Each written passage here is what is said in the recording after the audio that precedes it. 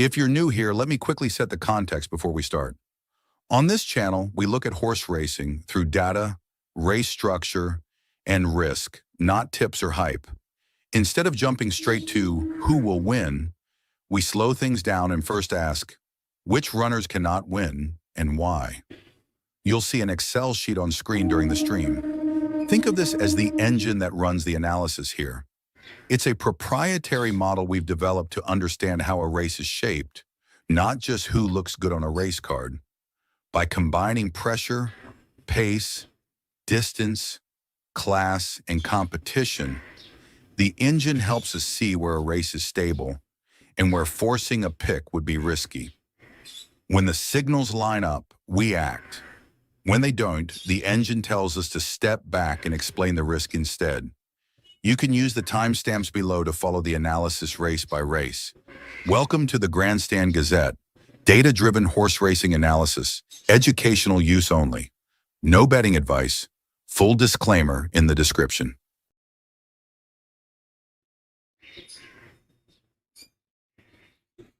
Good morning. Today is 13th of June 2026 and we are going to be doing some analytics today here at Eaglefarm.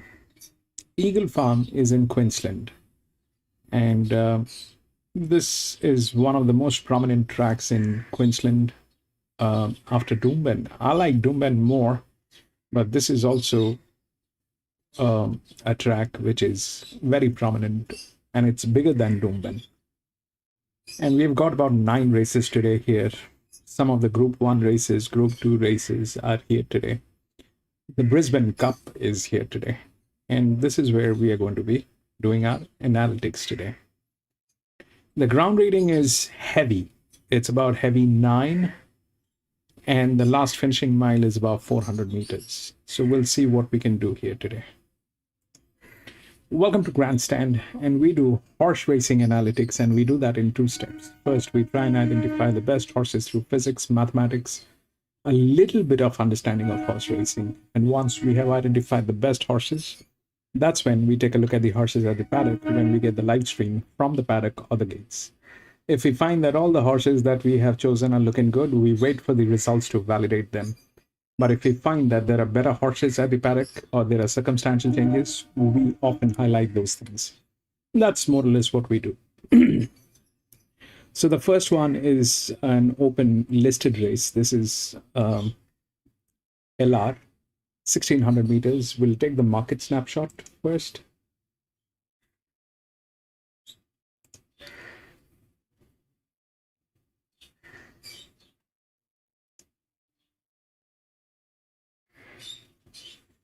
Number 3 has been scratched.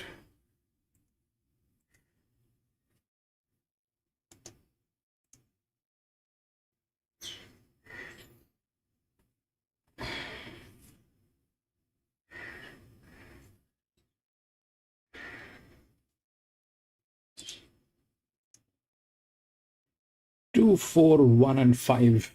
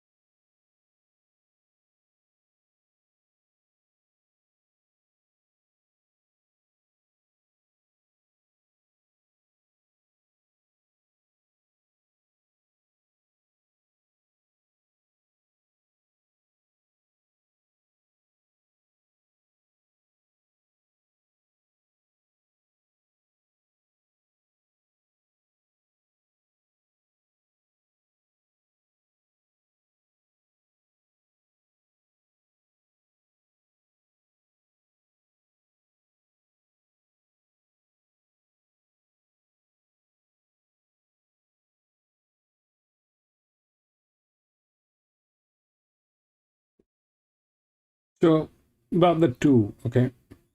Now, before we move on, there are a couple of things that I would like to discuss, and we'll see how things work today. So uh, we have been working with this particular section for a while, okay, and this particular section is about the drop, then the jock, and all that which is there. Now, what we are calculating here is what is the actual drop we get to see through the race card. Here, what is the actual drop which is practically there, and that's where the things are. The true weight is the weight that the horse is carrying, and that's more or less where it is. So the true weight is where the horse is carrying the actual weight, and that's where things are. So the true weight plus the jockey weight is the weight which the horse is carrying in a cumulative way. Okay, so this is the weight which is assigned to the horse.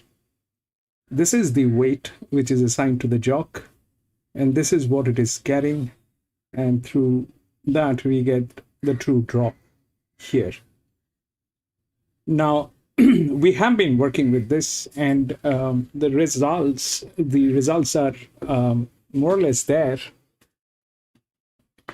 and but then we were making mistakes. We were looking at whatever the things are there, we were looking at all of that, and we were making mistakes, and things were going wrong as well. So in order to address that, what I had to do is I had to get the IW. Now this is a constant which probably is there, the IW. This is also a weight. Okay, now everything is in 3 layers or more. Okay, the drop is in 3 layer. The performance is in 3 layer. The form line is in 3 layer. So that's where I think the weight is also in 3 layers. Now, what IW is suggesting practically is we know what is the true weight. This is the true weight which it is carrying. RW is the revised weight where the horse is coming from the previous race, and this is the weight which is being assigned in this particular race. But how those weights are being assigned? How those weights are being assigned is basically, there has to be a way of they cannot be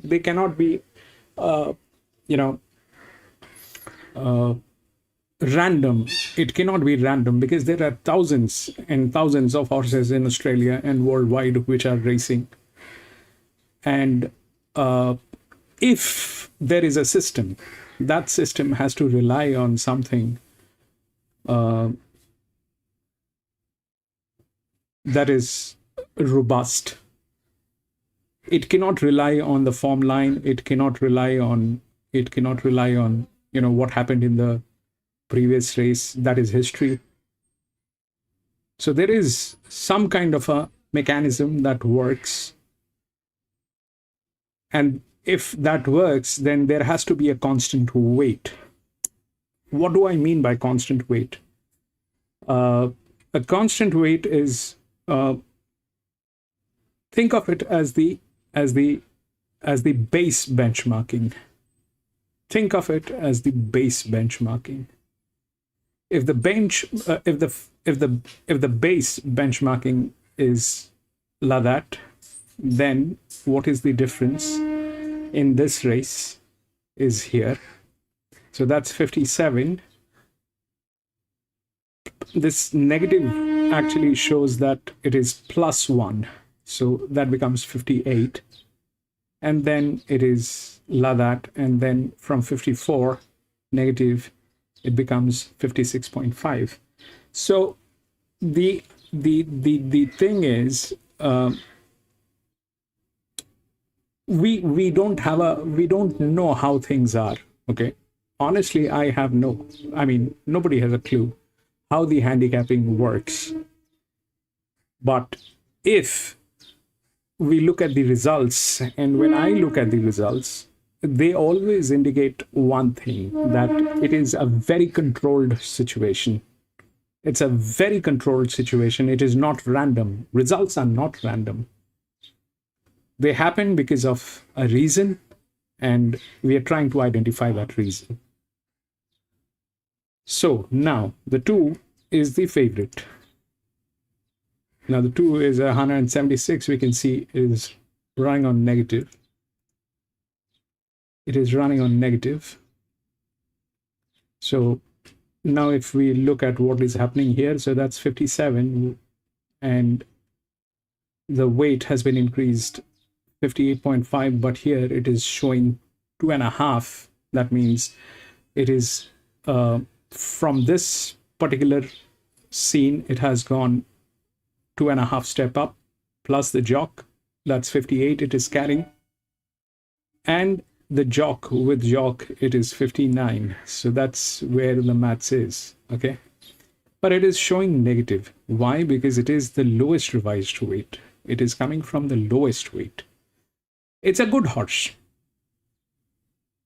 but that is where that thing is coming from. Now this is a listed race. We'll see how things work, but here is what I have figured out, and I will share that with you after this race. But I think that 12 is a check. Okay, how things work, we'll discuss. We'll see how that 12 gets placed, and what happens then is what we will figure out.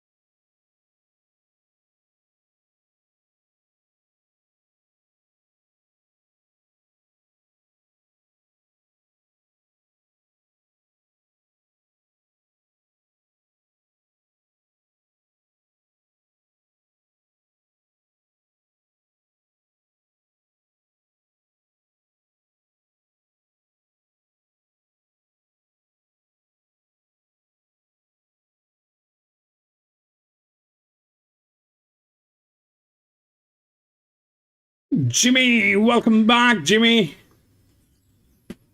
Araman 211.6.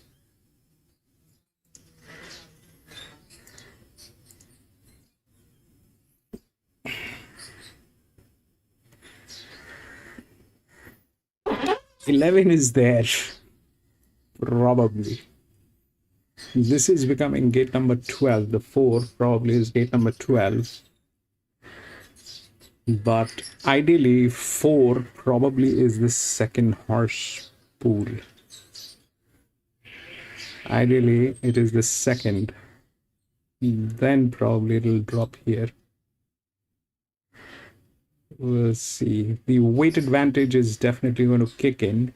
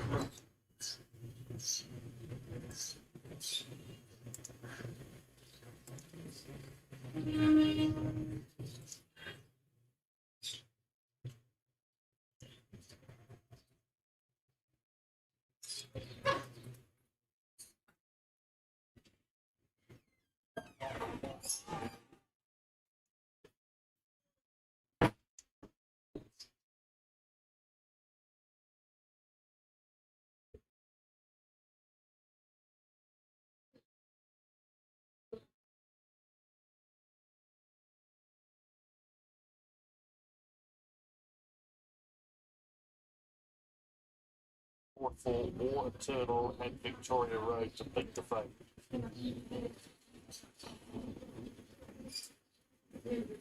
Yellow Jersey having its first Australian start, putting through its 4 races in France.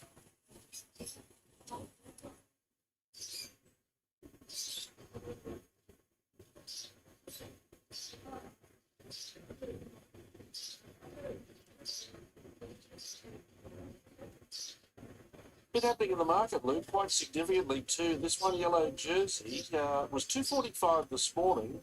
When we were discussing his chances during Behind the Gates, he was 215. The gamble's well and truly on now, $2.60. And they're coming for War Eternal and Victoria Road. Now, War Eternal was $4 this morning, then got out, but was back to $3.90. And Victoria Road, a horse who seldom wins, but the market likes it, $6 this morning, now $4.80. Wall is drifting as they start to move in, 5 to 650, and the rest are friendless at double figures. Yellow Jersey now 270, so a real gamble. War Eternal on the 7-day backup. He won the Speed Chief here last week, and the market likes him at $3.80. It likes Victoria Road at $4.80, and Wall at $6.50. Are these runners moving in well? First race of the day. And we're just waiting on Faulkner Park and War Eternal to complete the line. Weather conditions in Brisbane are fine. We're starting on a heavy 9. This is the first of 9 races today. And now they're all in. Red light turned on. They're set. Racing in the way, Wilson. And a starter's delight. They bounced as one. Victoria Road, one of the first to go, breaking out of the ruck and going to the early lead. But there are some chasers. War Eternal's right up there, so is Waller.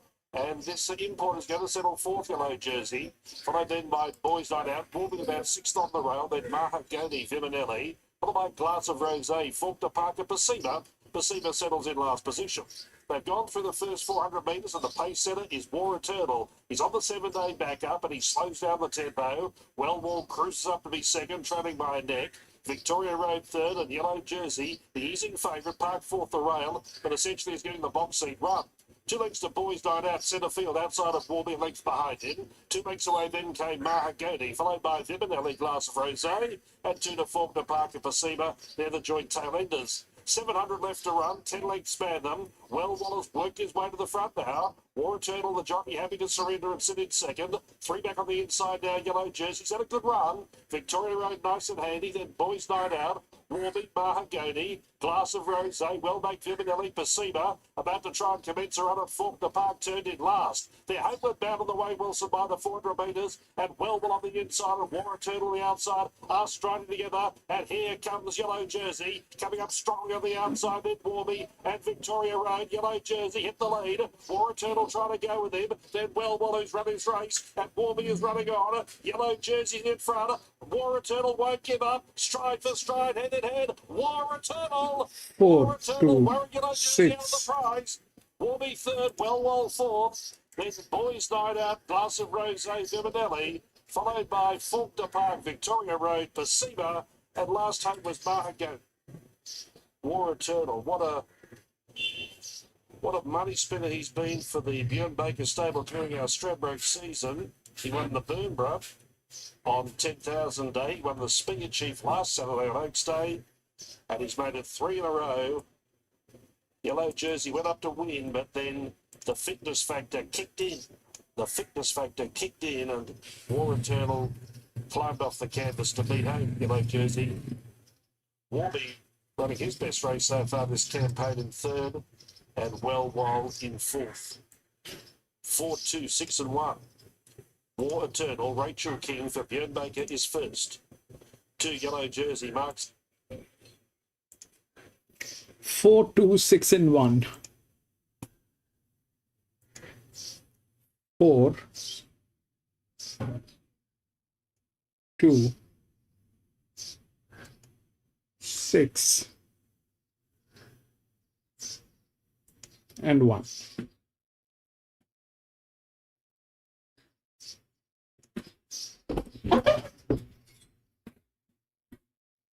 All right, we'll move on to the next. That's 4. We have 56, 20, 57, 4.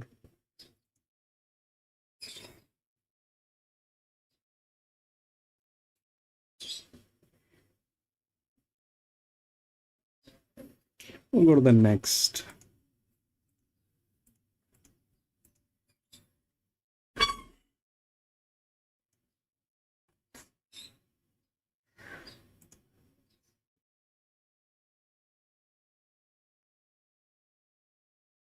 Seven and 14 has been scratched.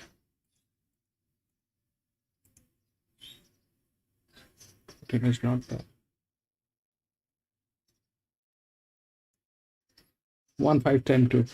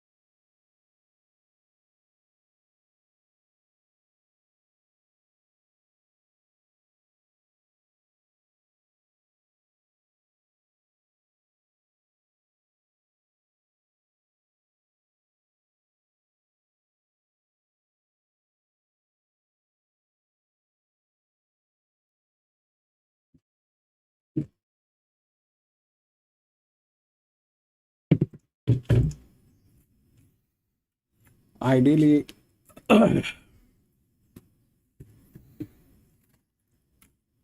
they're not doing well. It is either this one. So they're not doing well.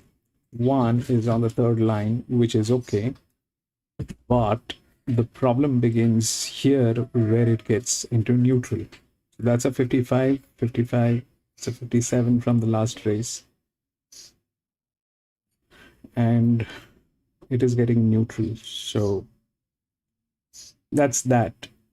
Now, let's understand what happened here. Okay, so I believe the form line is an issue. So the form line, we've seen what happened. It just did not run, wherein the 4 went through. But ideally, the 11 should have gotten there. But why the 11 did not get there? So here is the kick. The kick is this, that the largest drop with a weight and the jock is where this generally the second horse is. Okay, it is basically the second horse which is supposed to be there. This is the second horse pool, the drop plus the jock. It is also here where it is chasing and the jock. It is also here, but if that is looking like that and it is not doing anything good, that probably will not work. So why 2 was second and 12 did not get there is because that is definitely form line. 2 was into negative, that was chasing high. The 10, which should have gotten there, also did not get there. The 10 did not get there. Then it got through 6. Okay, why 6 is because of the jock. Okay, so this is the highest drop, highest jock. This is the lowest drop, one of the, and then the highest jock. 7-year-old gilding, not in a shape, did not get there.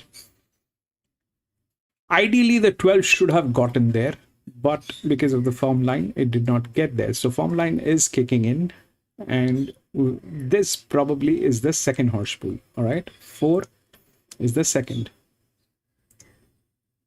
If the drop is higher, the jock is lesser, then drastically lesser, then it is difficult. The 56 is basically a weight advantage.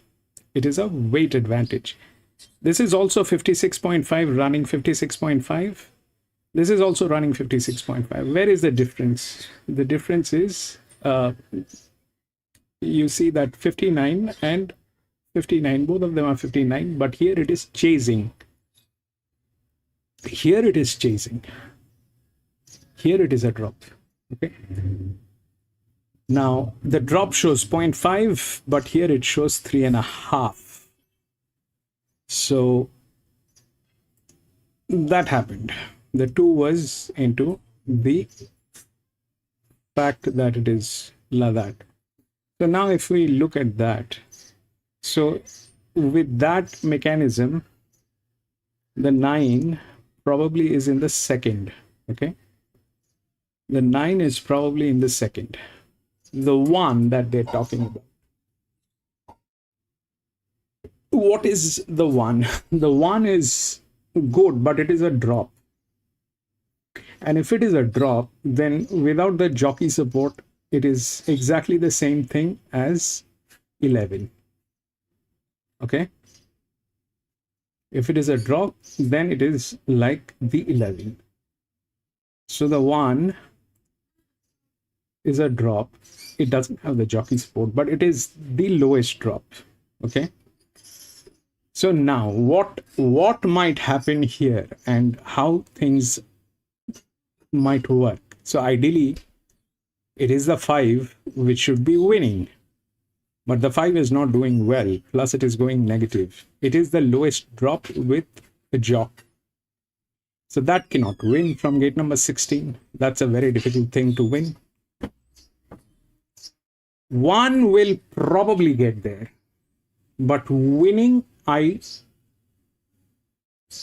I have my reasons to doubt this. Okay, it has the, if we look at from the top, so 4 and 6, they are like that.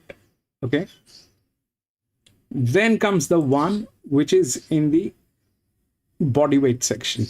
That's good, but at the same time the 13 pops up right below. Now what is the difference between 1 and 13? This is 56, this is also 56, but if you look at here, it is going to run as a 57 and this one is going to run as a 55. So the weight advantage is with 13. Problem, the 13 is not in a shape. And then comes this one, which is with jock.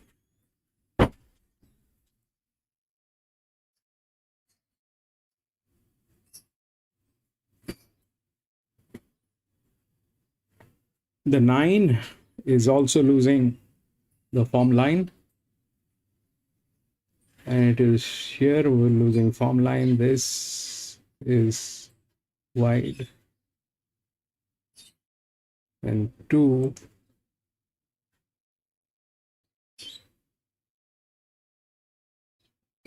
2, and they're talking about the 10, but that is a negative leverage. This is 56, 57, and that's where the 13 comes in. Okay, that's where the 13 comes in. This is a 56 drop, this is a 56 1.5 step up without a form line, so that probably is a bad idea, I think, but I'll still go with the 13 EW. I want to see what happens with the 13. 1 is the favorite drop, 9 is the highest drop with the jock with the weight advantage. This one is there, but it is getting into gate number 12, and the 2, which is a lower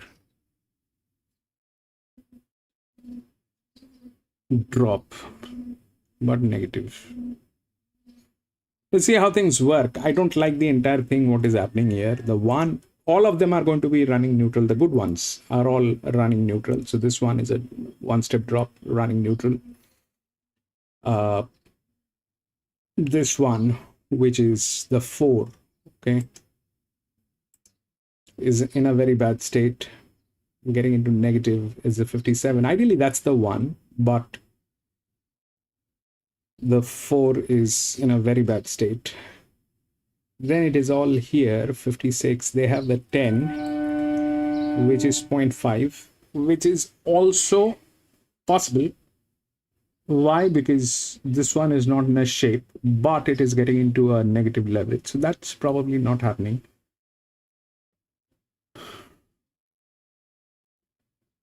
And if something from the wider gets attack, then God knows what will happen.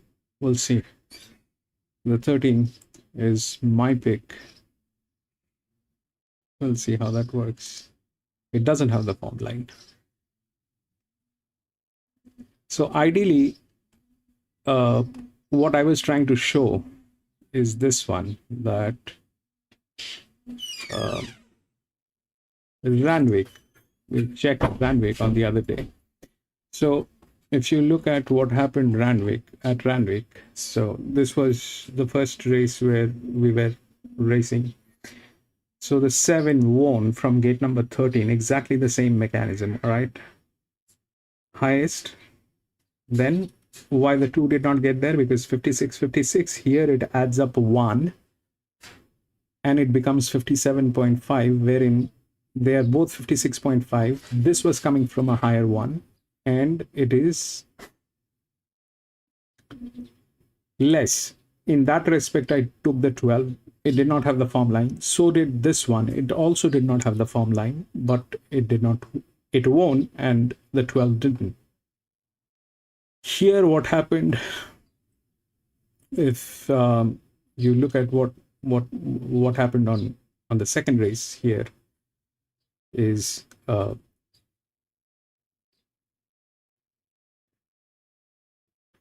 11 came in fourth, 14. I don't remember what happened here. That was dropped. 58, 6. I think 6 went through. 6. Let me check the results.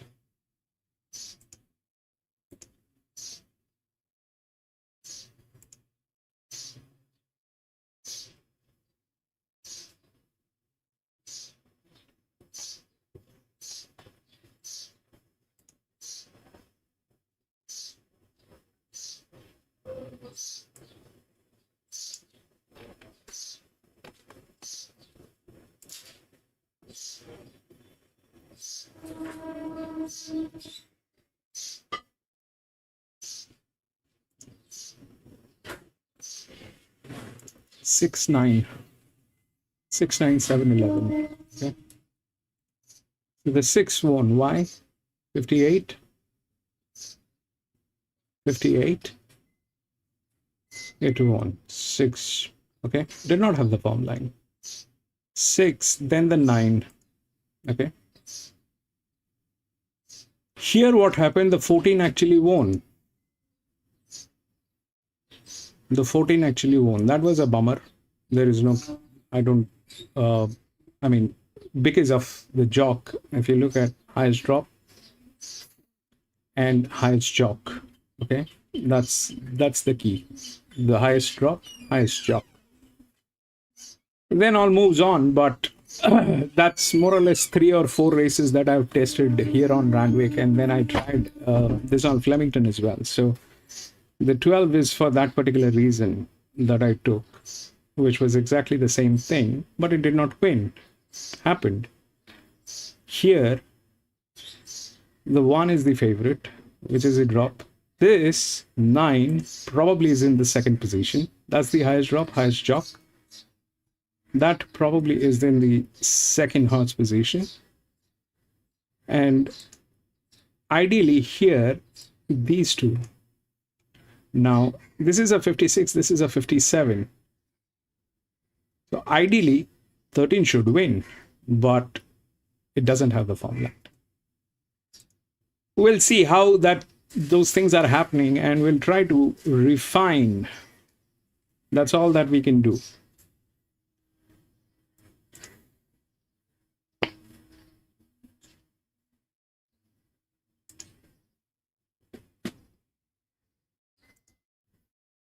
Tuna, welcome back, Tuna.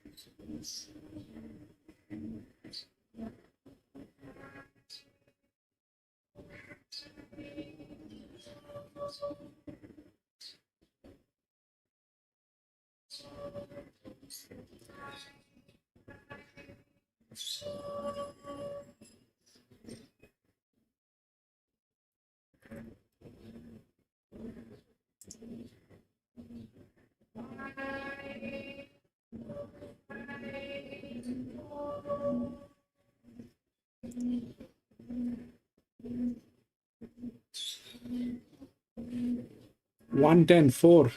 Queen and X.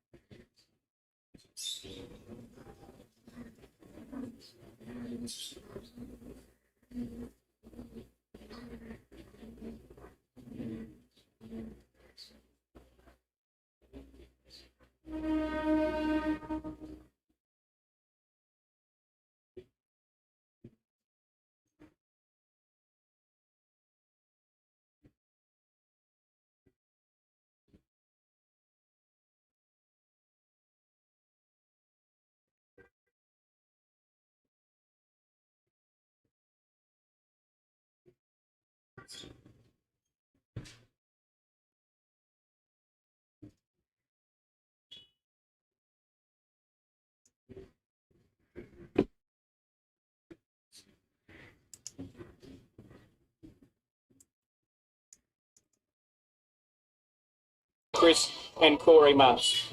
Well, this is your back marker. You don't see too many two-year-old back markers, but So You Will is the back marker two-year-old, and this race sets up perfectly for So You Will to rip home late. We saw her doing her best work late at the Gold Coast in that $1 million race. I thought Marfiano went a touch better, but only a touch. So if you like Marfiano, you've got to like So You Will as well. Okay, we are a minute and a half from start time. So our favourite Marfiano, just $4 out to $4.60 now. So You Will $7 to $5, hard to exceed, $5.50. It's hardly budged today.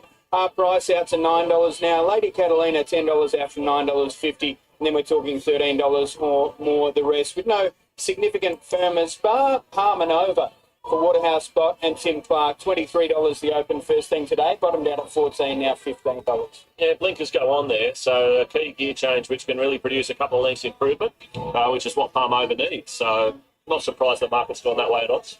You know the drill. If I were to give you $100, we've seen your 4 selections, but how would you play it? I'd put $80 on Marfiano to win, and saver on Portico at the big odds, just $20 on Portico at around that sort of $15 mark. So pretty confident Marfiano's the horse to beat. I just think Portico might get the race run to suit, but Marfiano from that draw should get the right run. I think has the best form coming into the race, and clearly the one to beat.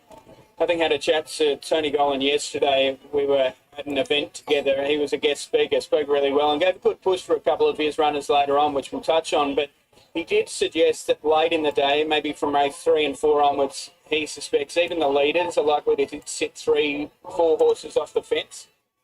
Yeah, probably, I think. I mean, you've got to get the balance right. I mean, there's nothing worse as a punter than seeing a jockey get off the fence at the 800. One slips through. And one gets up underneath you. Like, you want them to get the timing right there. You don't want them to get off too early. I mean, you love your athletics. You don't want to run around lane 4 if someone else is running along lane 1. Well, they didn't seem too far off the fence in the first, and Leader's back has beaten 3 back fence. So there can't be too much wrong with it. But yeah, I think as it chops out a little bit, it makes sense to get into the fresher ground. But yeah, I think the jockeys are going to have to work out when they want to angle away from that fence.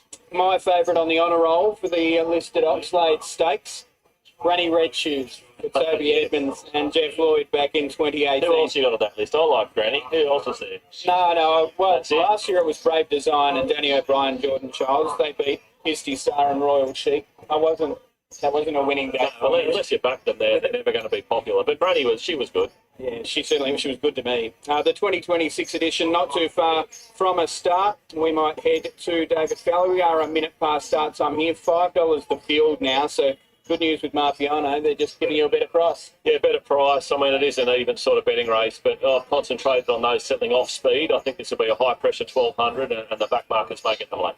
Okay. Best of luck. Race 2, set to get underway shortly. But basically.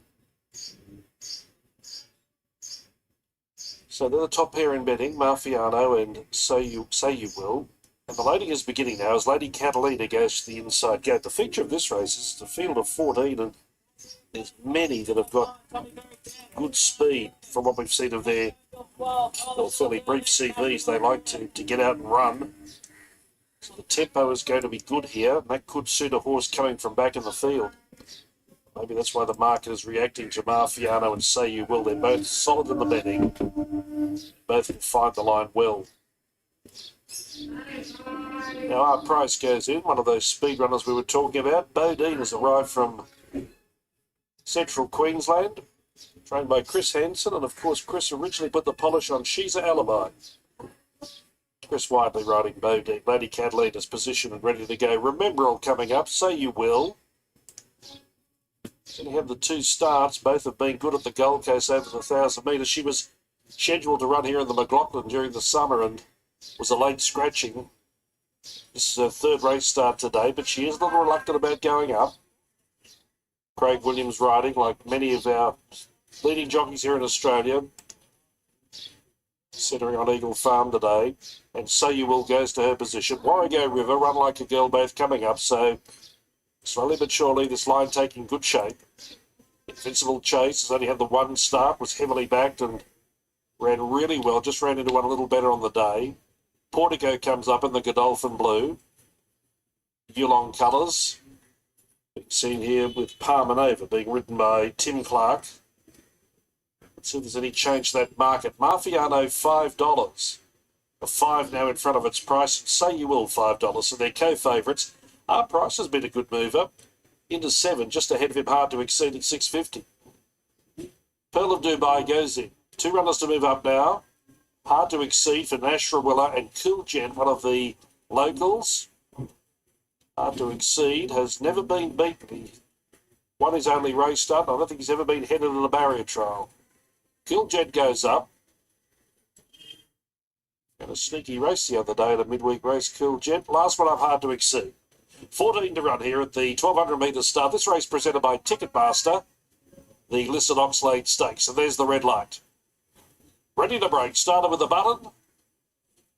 All set. Should catch them. Racing. Lady Catalina and R Price won the jump. Warrego River was well away. Invincible Chase with speed. Going forward, Parmanova soon after the start. And Run Like a Girl run up in the leading division. Marfiano about midfield with Remembrall. They're tightly bunched early, then hard to exceed. Getting back was Bodine with Portico and Say You Will. 4 wide outside. That trio was Pearl of Dubai and Cool Jet outpaced. He's 4 lengths away last of all. On the side of the course, 700 left to run. Run Like a Girl. She's certainly doing that. She's running and running fast. Leaked Parmanova by 3/4. R Price 2 away third. The box seat Invincible Chase in fourth. Remember, all 3 wide around Warrego River. Lady Catalina inside that pair. Marfiano starts to travel into the picture. Hard to exceed to the outside. Say You Will with work to do. Then Bodine, Portico, Pearl of Dubai, and Cool Jet. The Oxlade field thunders up the straight. 300 left to run. Run Like a Girl from R Price up on the inside. Parmanova joining in. Likewise, Invincible Chase. And wider on the track was hard to exceed. R Price shot the gap on the inside. Went to the lead from Lady Catalina. Marfiano putting in strongly and coming home well too. Right through the middle of the field was Cool Jet. Do you believe it? Cool Jet last to first. What a beauty. Cool Jet beat either Marfiano or R Price. Not sure about fourth. Lady Catalina, Say You Will out wider. Not far away was Bodine with Hard to Exceed and Remembrall. Then Parmanova, Invincible Chase, well back Palm of Dubai or Pearl of Dubai. And then Warrego River, Run Like a Girl, and Portico pulling up towards the tail. Well, Tyler Schiller, he doesn't have too many rides here today, but he's been able to salute at a huge price in race 2. Cool Gent, who settled at the rear, was able to steam through the middle of 39.50. Beyond that, the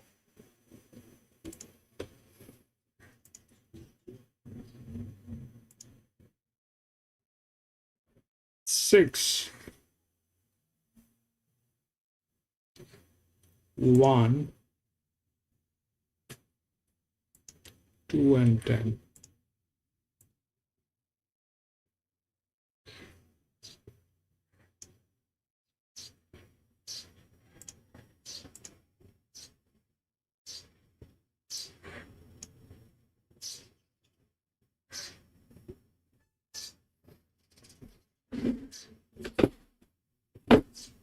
Yeah, 6, 1, 2 and 10.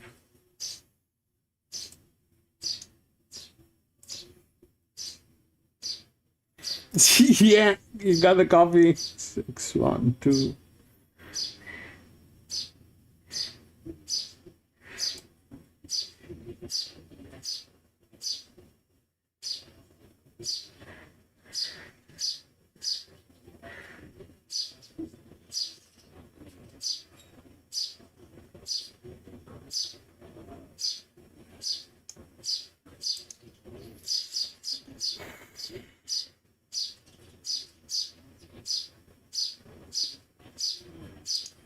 Okay, we'll go to the next.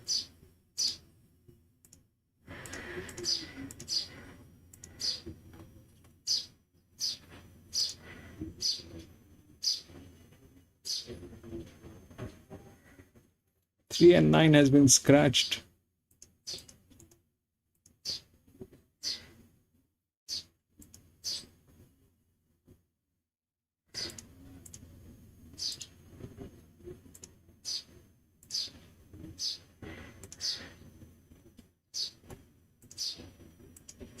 Seven, 1, 4, 5.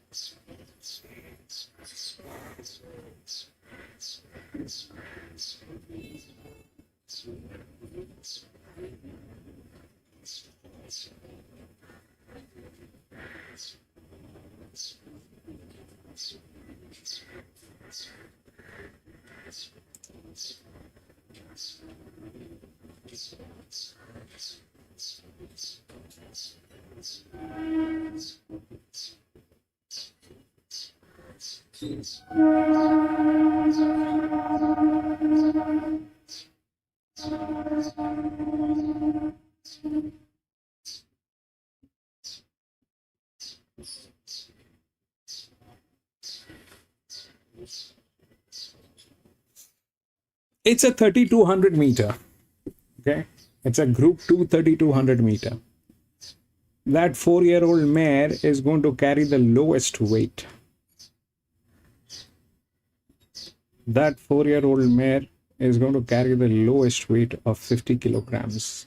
And it has one of the best jock. I mean, the jock weight is like that. It's not one of the best jocks, but that's where the thing is. This is the best horse by far, which is 0.5 down, but it's a 6-year-old mare. The other competition is here, which is also a 6-year-old gelding, which is a 56 on here. So those things are there. Plus, let's see what else.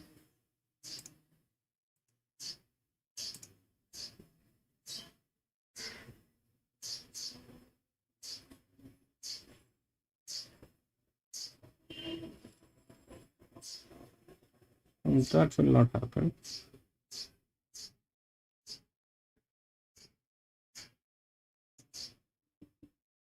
$12 will also not happen. Probably 62. So that's 52.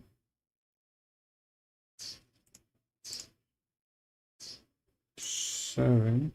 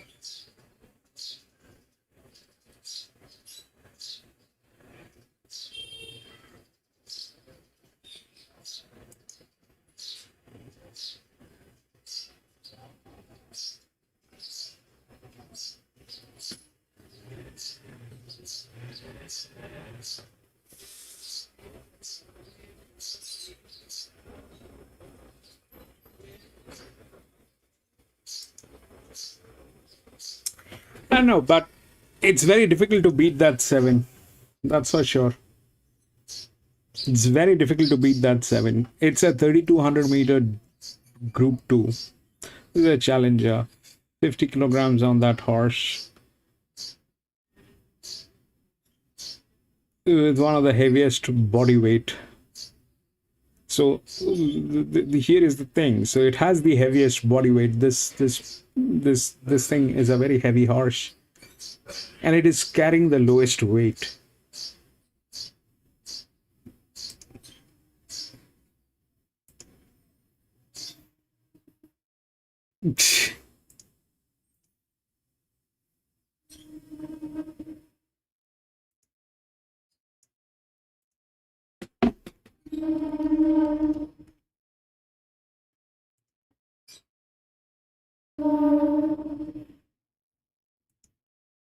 The odds are right. It's very difficult to beat that.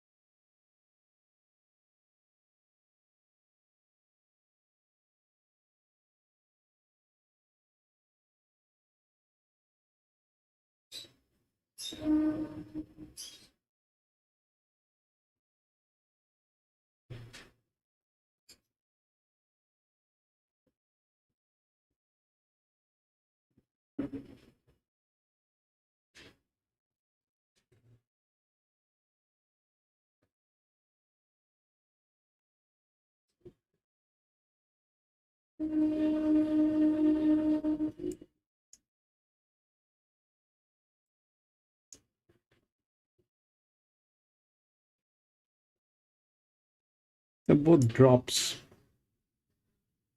Not happen. There's a drop. And drop, but without the support line. So there's no support from the jock. So that probably is a bad idea. Here. What is strong gate number 12? So that will not happen. 3.50. 5 is the next 1.5. It will not work. It will not work. Question is 4. 5.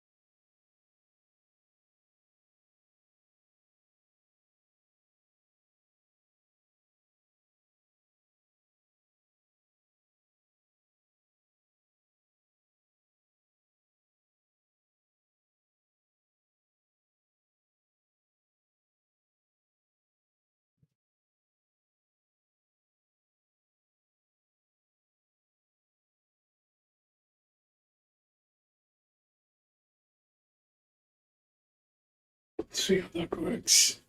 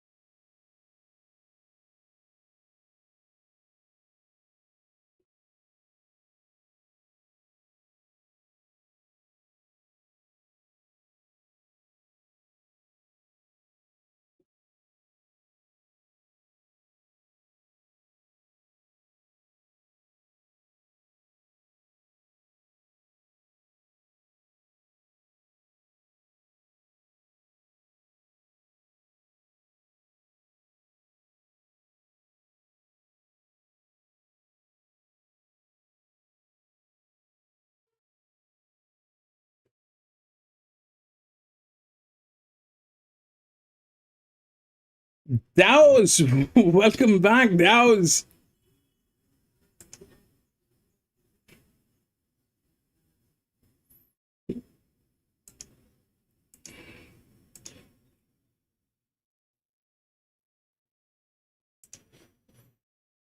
Good day to you, my friend.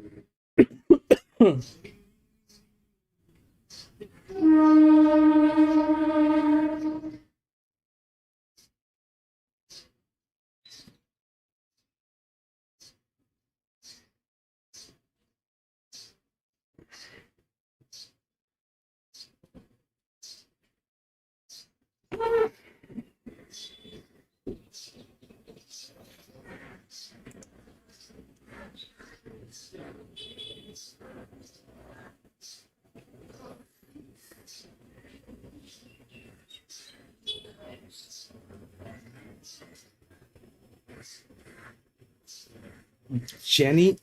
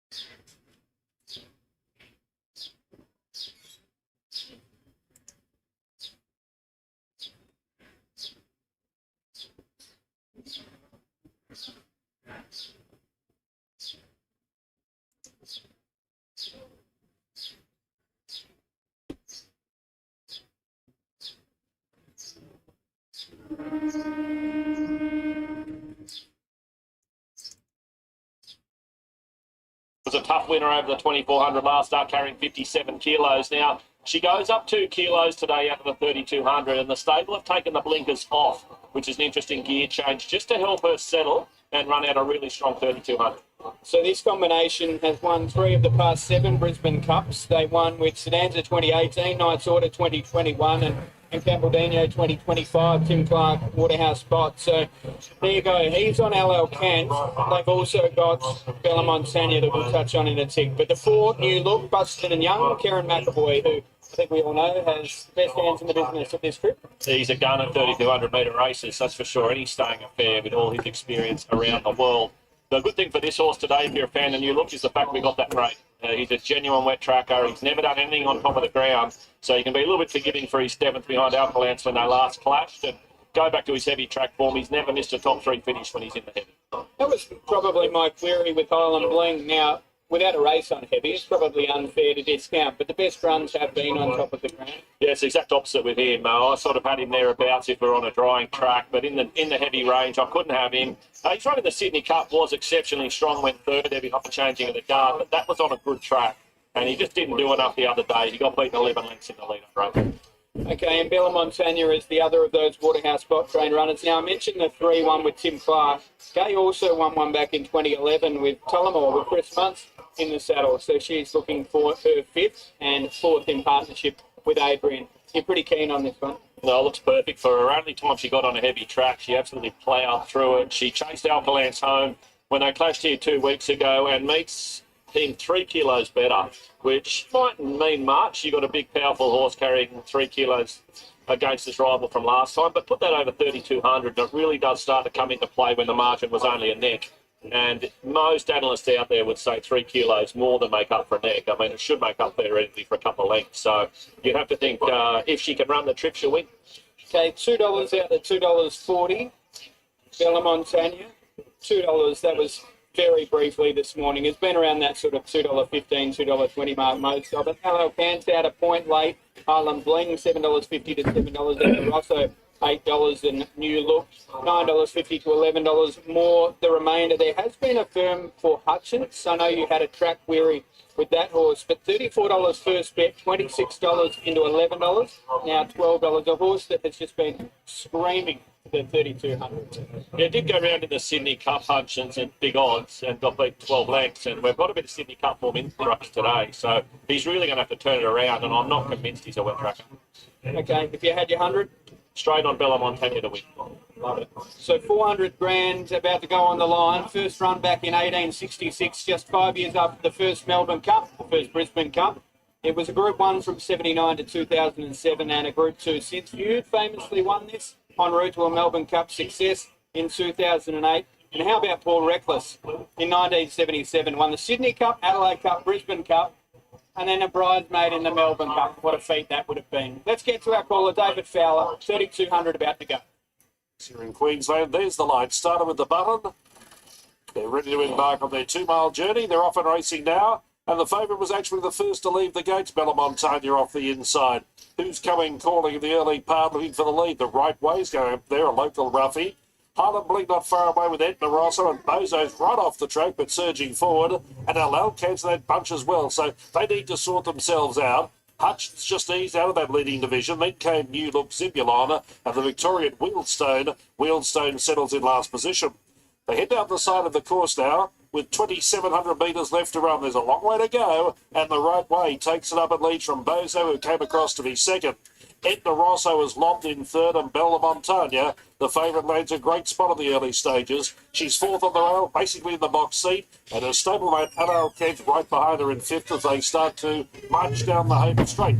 Then came Hutchins, New Look in the red and yellow colours, third last on the rail. Zibulon is second last, and Wheelstone is last in the 10-10 off the lead. It's only a hacking speed. As they travel down to the winning post, they've got around 2,100 left to run, and the right way, he's going to try and make every post a winning post for as long as he can. He dictates the terms at equal length to Bozo in second, and Bella Montagna just coasting along in third, minding her own business. No change to the running order. They're followed by Edna Rosso on the outside, being trailed by Highland Bling. Over on the inside was New Look, and then Alal Kents in the one wide line. Wheelstone over at its inside, then came Hutchins, and Zibulon was last of all.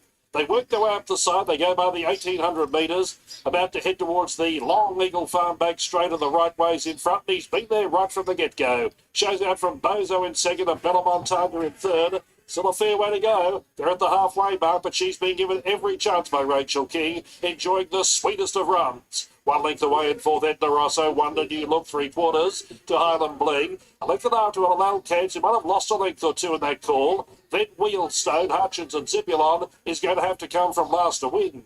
They're heading along the back straight now, 1,300 left to run, and still no change to the running order. Jockeys are clearly content with pace and position, and the leader was the right way. Leads by 1 length to Bozo in second, Bella Montagna in third. Fourth, the outside was Edna Rosso. Then came Highland Bling. He's about to start a 3-wide move and liven things up. Takes off at the 1,000 metres and whips around them quickly.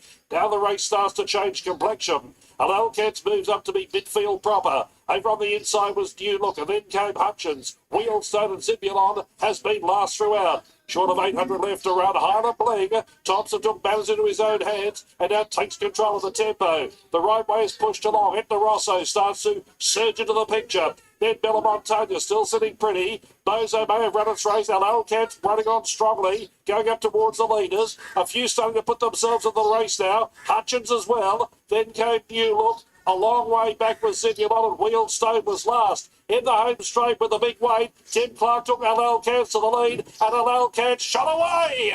Alal Kents 2, 3, 4 in front. Hutchins doing the chasing. Bella Montagna not doing enough. Will run near and last at first. Alal Kents is in front with a handy margin.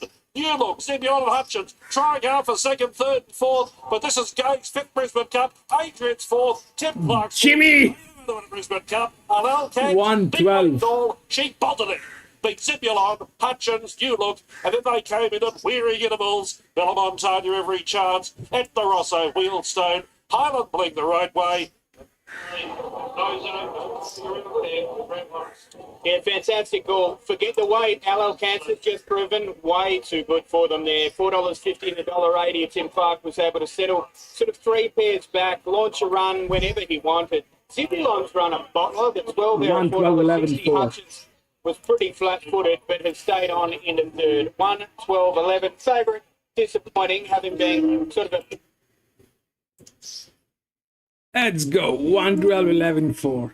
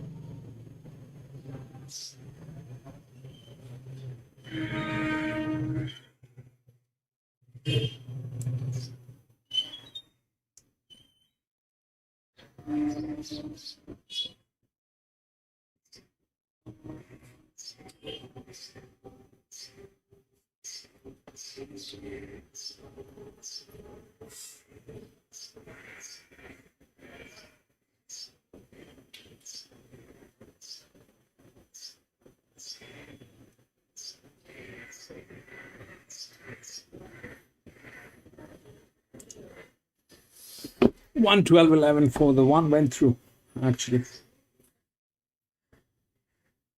We'll go to the next.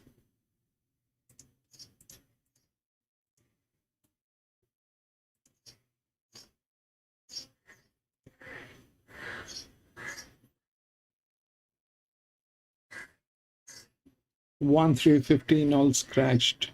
One.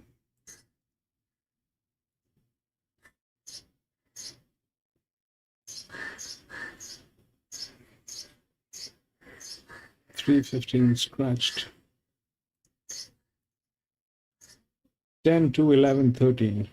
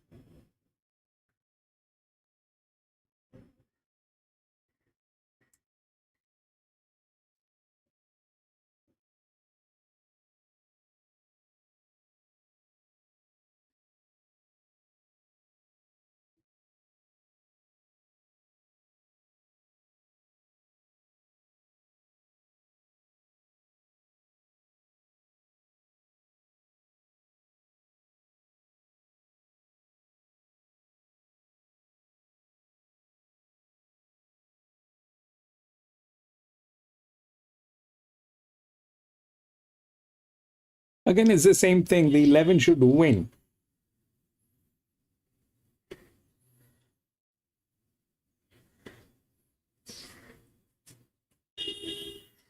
The 11 should win. So it's either the 11 or the 2.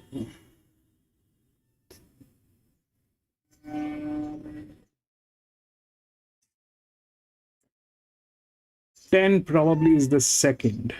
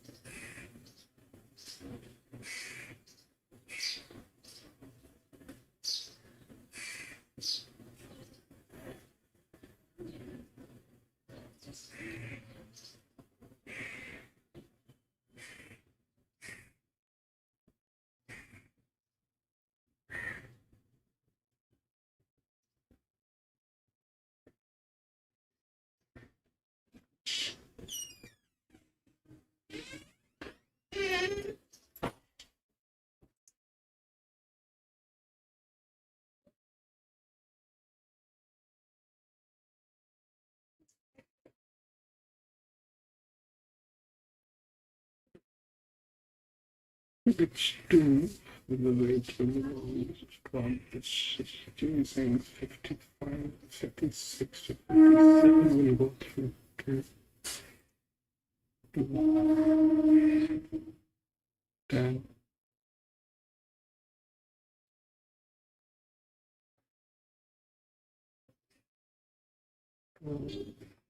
Ten.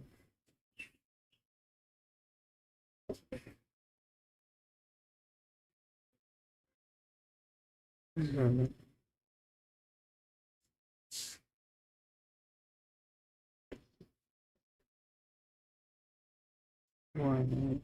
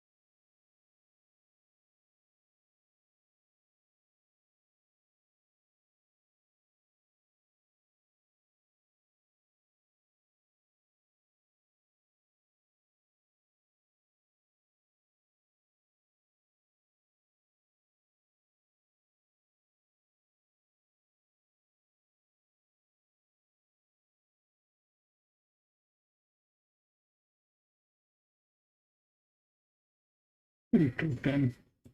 Odds are right, but ideally 2 should win. This is the second with the drop and the jock. Drop and the jock. That should have come in the second, but that just did not happen. So what is also affecting is definitely the ground reading today, which is wet, and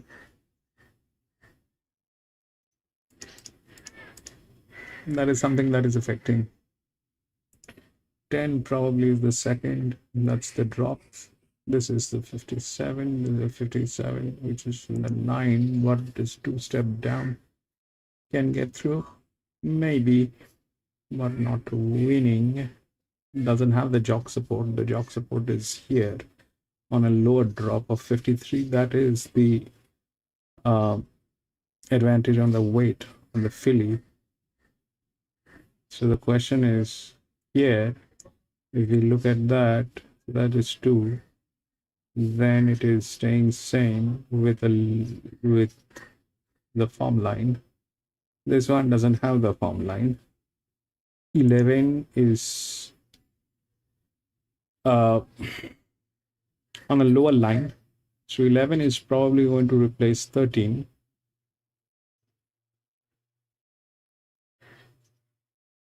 So 11 probably is going to replace 13. 2, 3, 12, because that's 55 dropping. That's 56, 56, 56, all 56. Let's drop. This 56 is chasing 3.5, which is getting it into negative. This is chasing drop, but doesn't have the jock support. This one is chasing with the jock support, and that adds to the weight. So here it is like 55 by 55, but this is a drop. This came from 56. 6, this is 55. 6, 12. So we'll take that. So ideally 2 should win. 10 is the next. 11 is the third. We'll see how that works. 112.11.4. 112.11.4. Yes.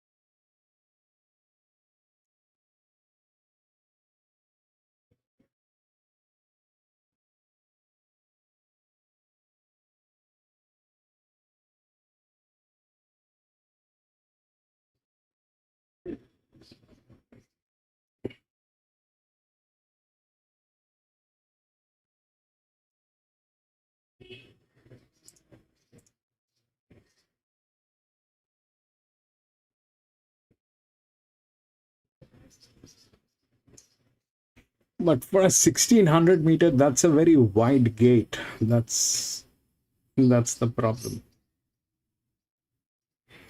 For a 1500 meter, 1600 meter, that's a very wide gate. I hope it does the job. It should. 6.5 is 3.5 is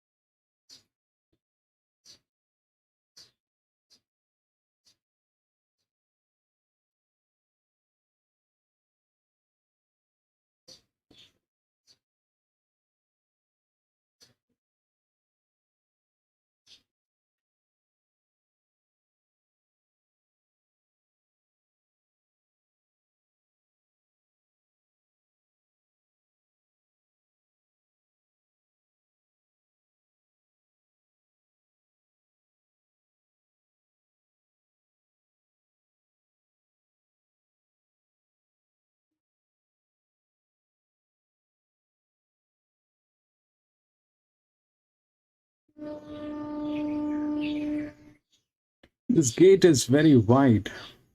Okay.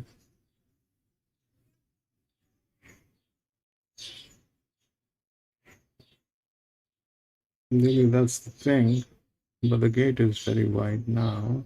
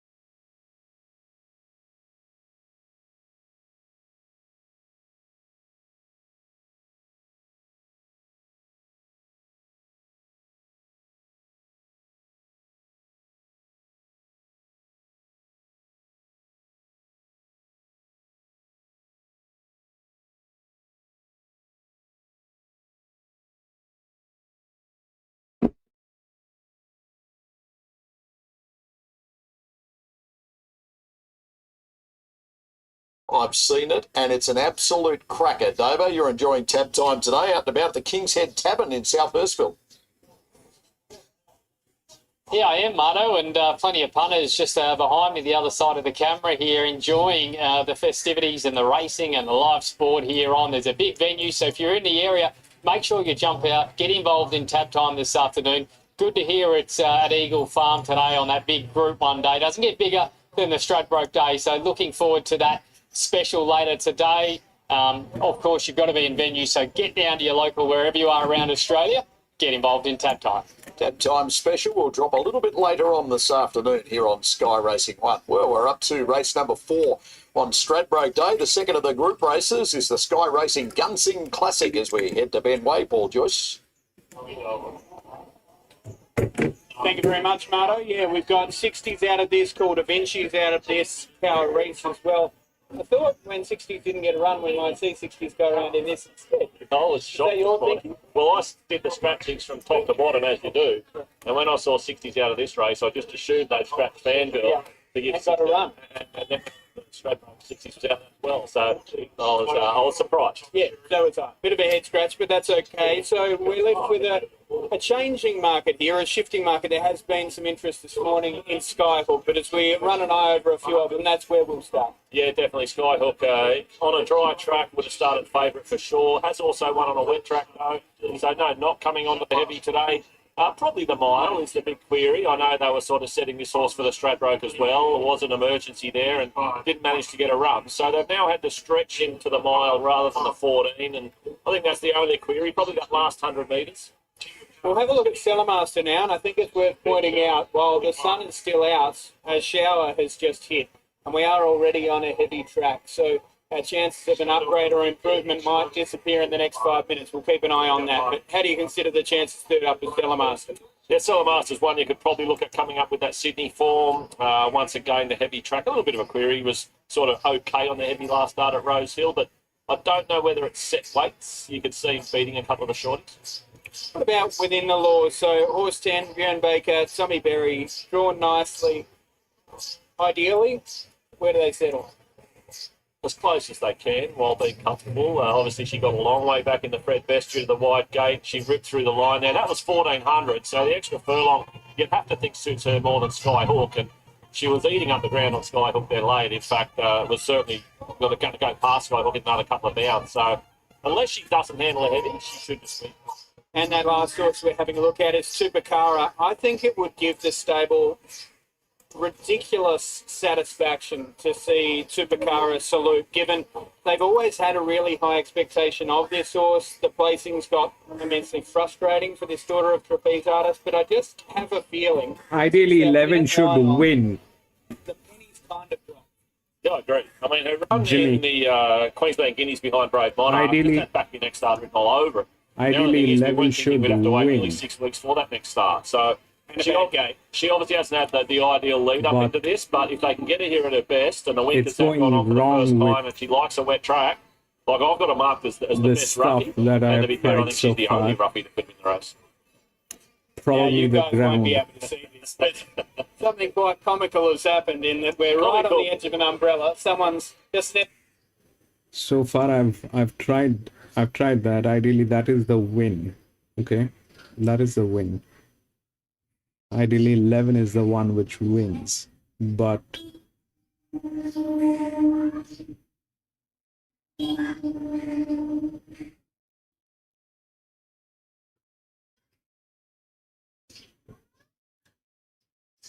that has not been going very well because of how the track is wet, but here it is the highest.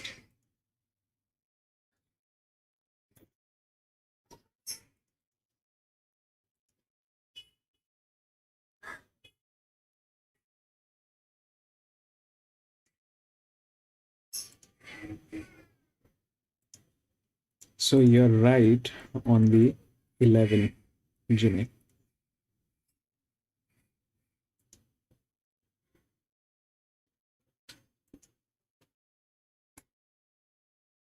It is heavy. I spoke to a few jockeys after the Brisbane Cup, Ben, and they said it's not getting out of the heavy range today. We're all hoping it would, but it won't be. It's a genuine heavy track, and if we get to a heavy 8, that's about as good as we'll get to today. A lot of those horses in the Brisbane Cup, they really knew they'd done her at 3,200 metres. So, yep, within the law, if she handles it heavy, which I think she will, she'll win.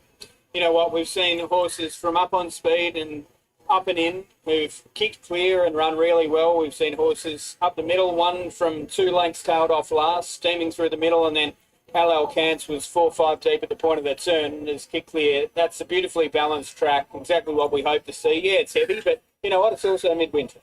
100%, Ben, and we copped, unfortunately, a lot of rain even last night and this morning, which wasn't expected. Otherwise, we would have been in the soft range, but we can't do much about Mother Nature. And as I said, the track seems to be racing really fairly. I don't know how wide they're going to get today. I think that sort of 4, 5, 6 wide line might be as far as they get out, but there's certainly enough room there for those horses handling it to fight out in the finish. And the straight road, it's still as enthralling as ever. Okay, if you're keen to join Joycey later on, a 25% boost in his quaddie, which will kick off a touch later on a 9-race car. But as for race 4, within the law, trimming up late, $3.20 into $2.50 here. And Skyhook, which did have that firm maybe 5-6 minutes out from start time, has just drifted late out to $2.90. Supercar, the push came earlier in the week, $14 into $9.50 and hasn't really budged from there. And there's an interesting push today for Cellarmaster for Tom Charlton, $34 bet today, now $14 having bottomed out at $13. Yeah, that's a decent push. And I suppose number 13, State Opera, is one we should mention at $16, 2 from 2 in the heavy. So a horse that certainly when that rain arrived overnight this morning went from probably being a 30 to 1 pop into where we see it now around $16. Okay, 2 minutes past start time. Let's get to David for the call of the Gunsynd Classic. Race number 4 on our card today. Cara, back from $10 to $9.50. We're close to a getaway. Burma Star comes in and leaves Kick Up High, and Cellarmaster is the last 2 to move up. Artistic Venture's right to go. She's moved in. Cellarmaster and Kick Up High now join them. And we're set. This race at Group 3 level. 13 to break from the gates. There's the light. They're ready for action. They're racing. State Opera made a mess at the start, came out a clear last, and within the law wasn't well served at Barrier Rise, one of the last to go. Congressman with good early speed goes to the early lead with Skyhook coming across to pounce in second. Vintage Vibes third away, I Am Karen in fourth, and Artistic Venture stranded 3 wide, so pushing on. 2 weeks away then came within the law, who's improved now to be midfield on the inside of Vandervelde, and Burma Star 3 wide outside their pair. State Opera also on the improve after the slow start, but now over racing. Then came Chupacabra on her outside. A few weeks away then came Kick Up High in third last position, and Cellarmaster is last as they drive into the first bend. 900 metres left to run, Congressman in control, 3/4 to Artistic Venture. 2 to Skyhook, the favourite is getting, or the second favourite is getting a perfect run in third and travelling well. Vintage Vibes in fourth, 1 away, I Am Karen in 5. Within the law, 60 of the rail, then Vandervelde, Burma Star, Chupacabra, followed by State Opera, Spice Pearl, Kick Up High, and Cellarmaster whipped them in, 10 off the lead. Heading by the 600 metres, and the leader coming to the turn was Congressman. Led it narrowly from Artistic Venture, Skyhook now being asked to go. Vintage Vibes, the roughie pushed along. I Am Karen within the law, starts to work into her gears and starts to run on pretty well. In the straight though, with about 350 left to run, the leader was Congressman, but on the outside, Skyhook is challenging strongly. Within the law, 2 away, third under pressure, as Skyhook sprinted to a clear lead and was looking pretty rosy. Down to the 100 metres, Skyhook is off and gone. Within the law, Burma Star run on, then Congressman, but Skyhook is a mile too good, and Skyhook bolted in. 1. Beat within the law, Burma Star, Fado fourth, Congressman or Cellarmaster.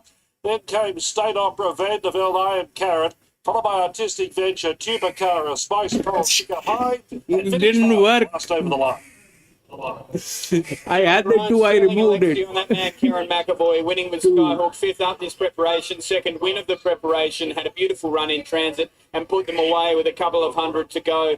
The main danger within the law, maybe strung up a touch, but early manners don't help. Was probably the second last horse out, managed to settle midfield. She did a really good job to find that position. Tommy, I should say, did a good job to find that position.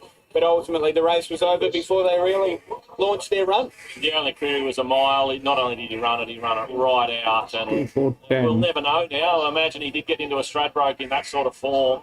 We've got Regal Award there, of course, who beat him in the prep best. So if you're a Regal Award fan, 7 I'll and tell you 5. what, the stocks have just 2, gone up. 10, 4. Absolutely. So within the law, narrowly runs second. The 4 Burma Star not far behind. I thought the 5 Master was a fantastic run from last. Not that that helps. Ultimately running in to that 4th spot. And the 7, the other one that ran well in Congressman, up on speed. That did not work, Jimmy.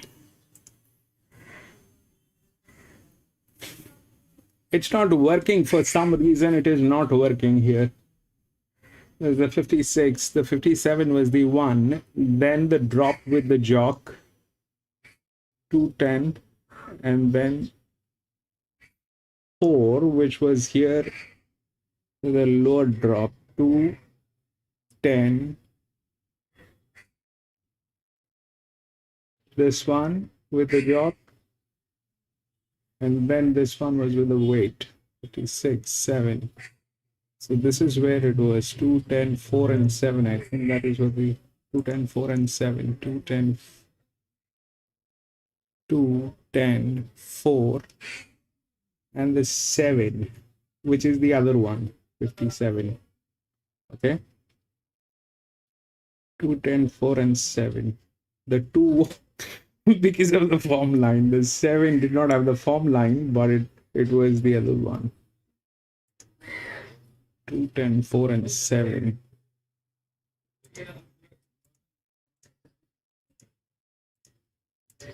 Did not work that.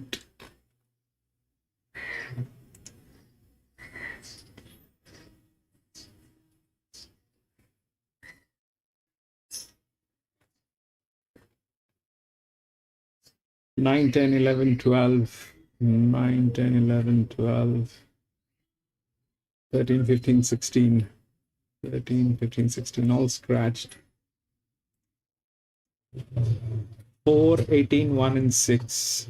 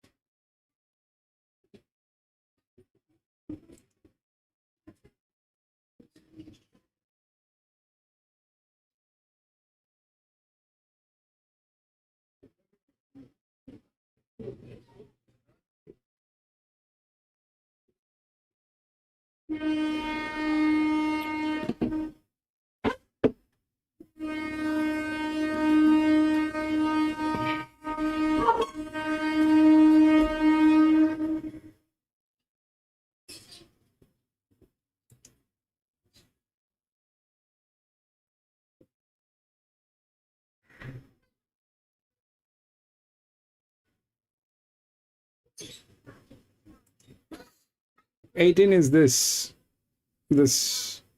second horse. Probably 18 is this second, which is correct, but 4 is where it gets dicey. 54. Why?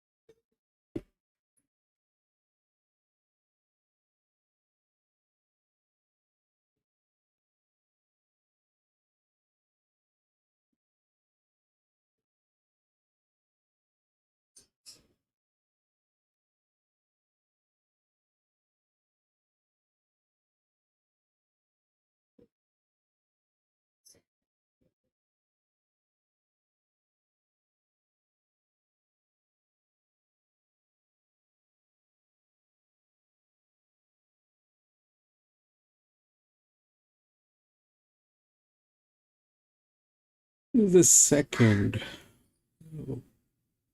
Ideally, this one is a win, but it is in a very bad state. But that's the one.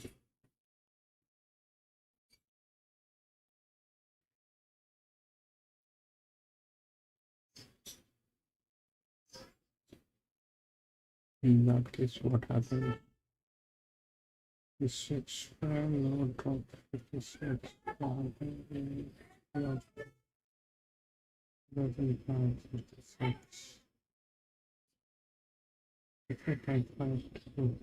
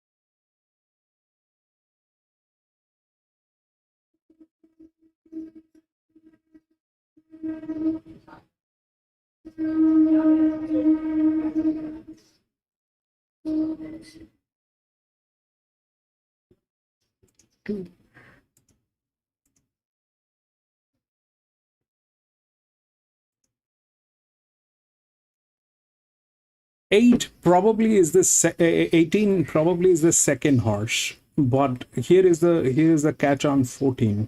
I mean the 4. The 4 doesn't fit the bill. The problem is the one which actually should be winning is the 1, but it is in a very bad state.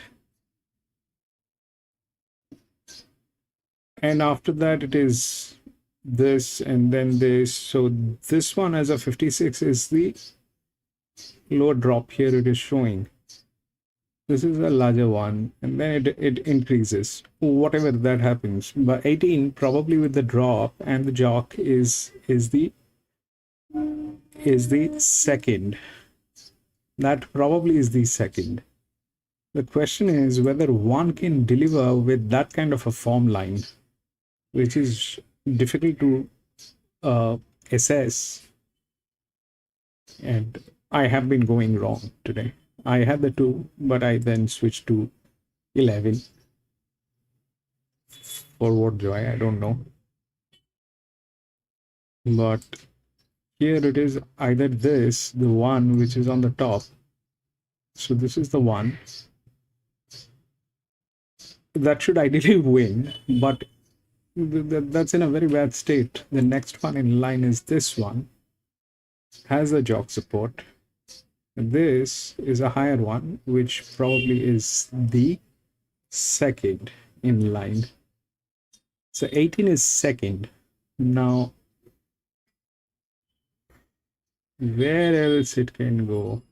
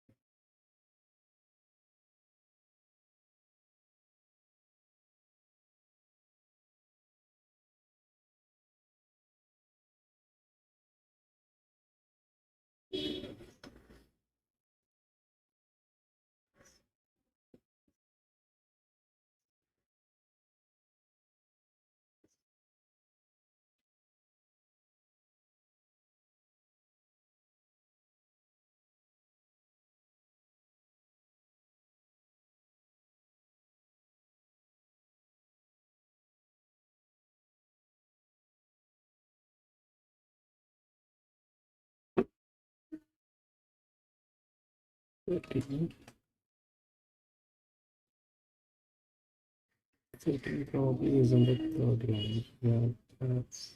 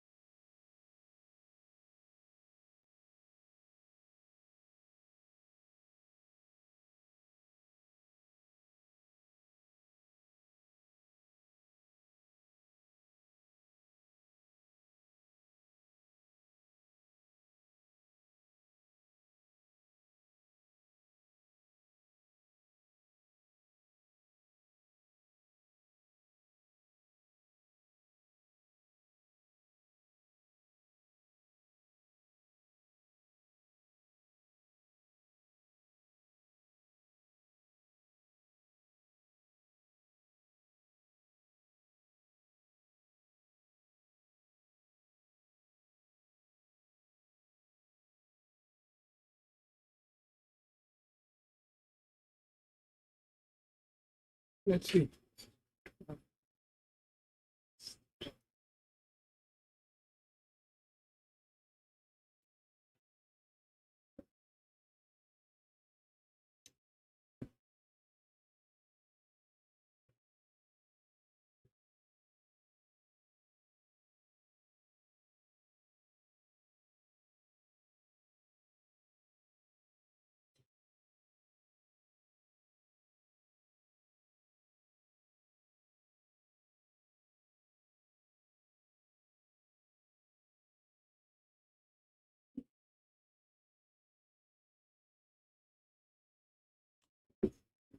I don't remember. Long time. Long time, Jimmy. It's been a very long time.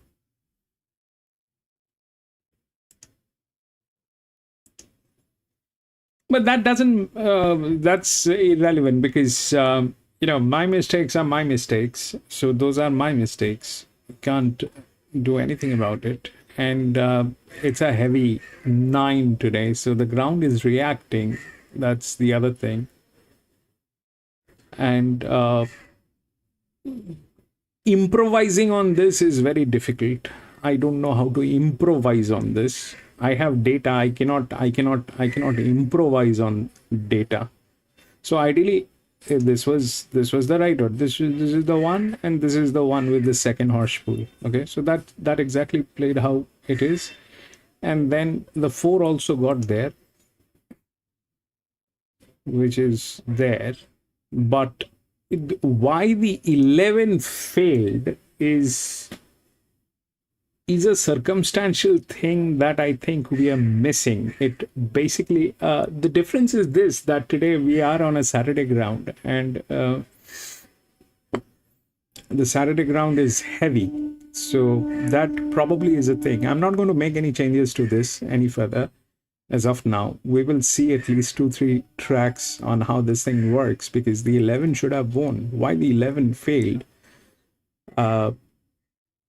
is either the form line or there is something else which is going wrong. But I also cannot defy the fact that the 2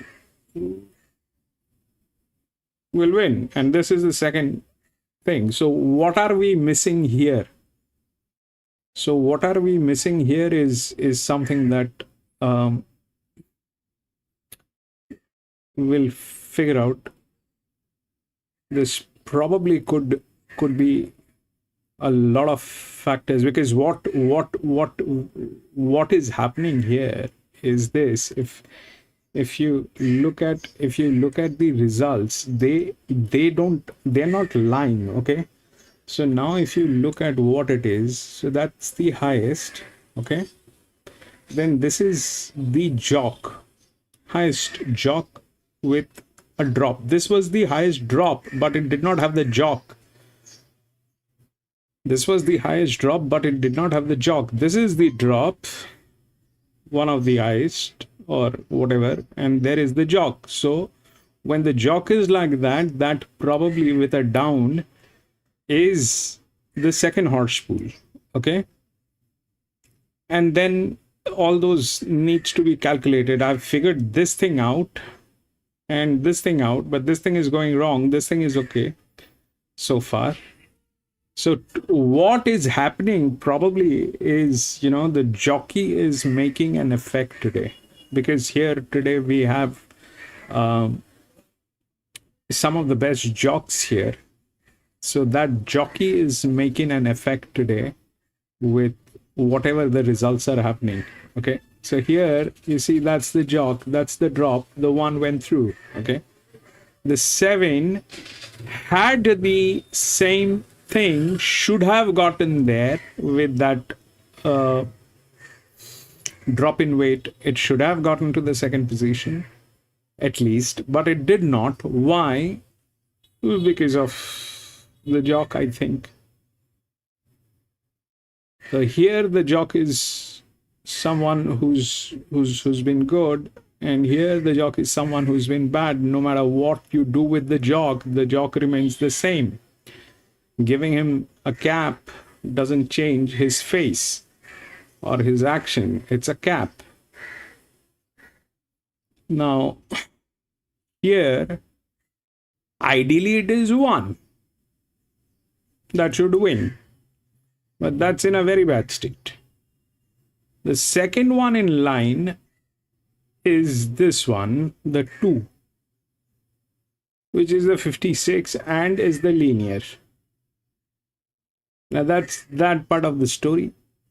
The 4, which is here, is a higher drop with a jock, but and a little bit of form line, which is here. This one lags form line, but that's irrelevant. Form line should not be interfering. Anyway, we'll see how that works. I think 2 is, this one is in a very bad state. So that's losing body weight like nobody's business. Not that 2 is doing great, but at least we can figure out a little balance on this horse, and it's a linear. So that's that. Then it is this 7-year-old with 1, and then the 18 is with the jock. Okay, so the 18 probably with the weight advantage is the second. The 18 is the second, but out of these 3, all are 1.5, 1.5, 1.5.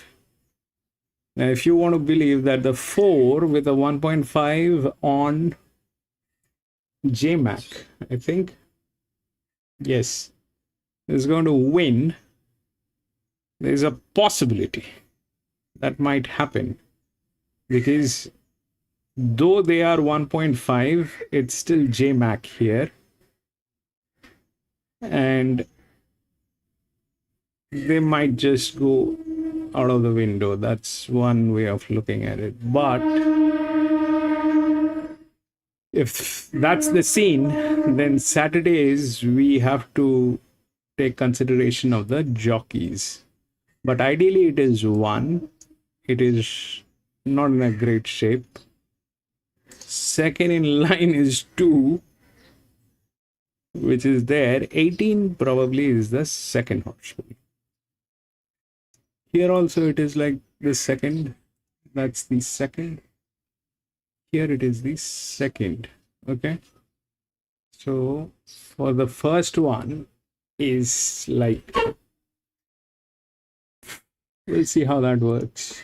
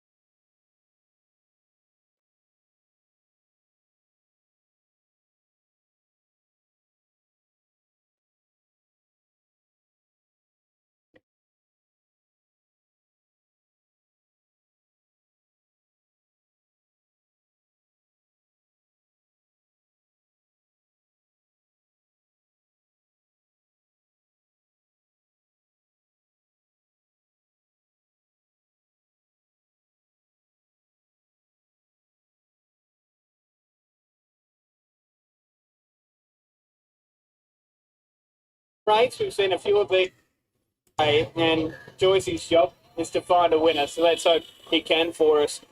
1,200 metres, listed level. Let's have a look through a few of the key chances, starting off with Parade. So now in Tony Gollan's hands, having chatted to him yesterday, he does seem keen. The draw, I guess, is the query, though.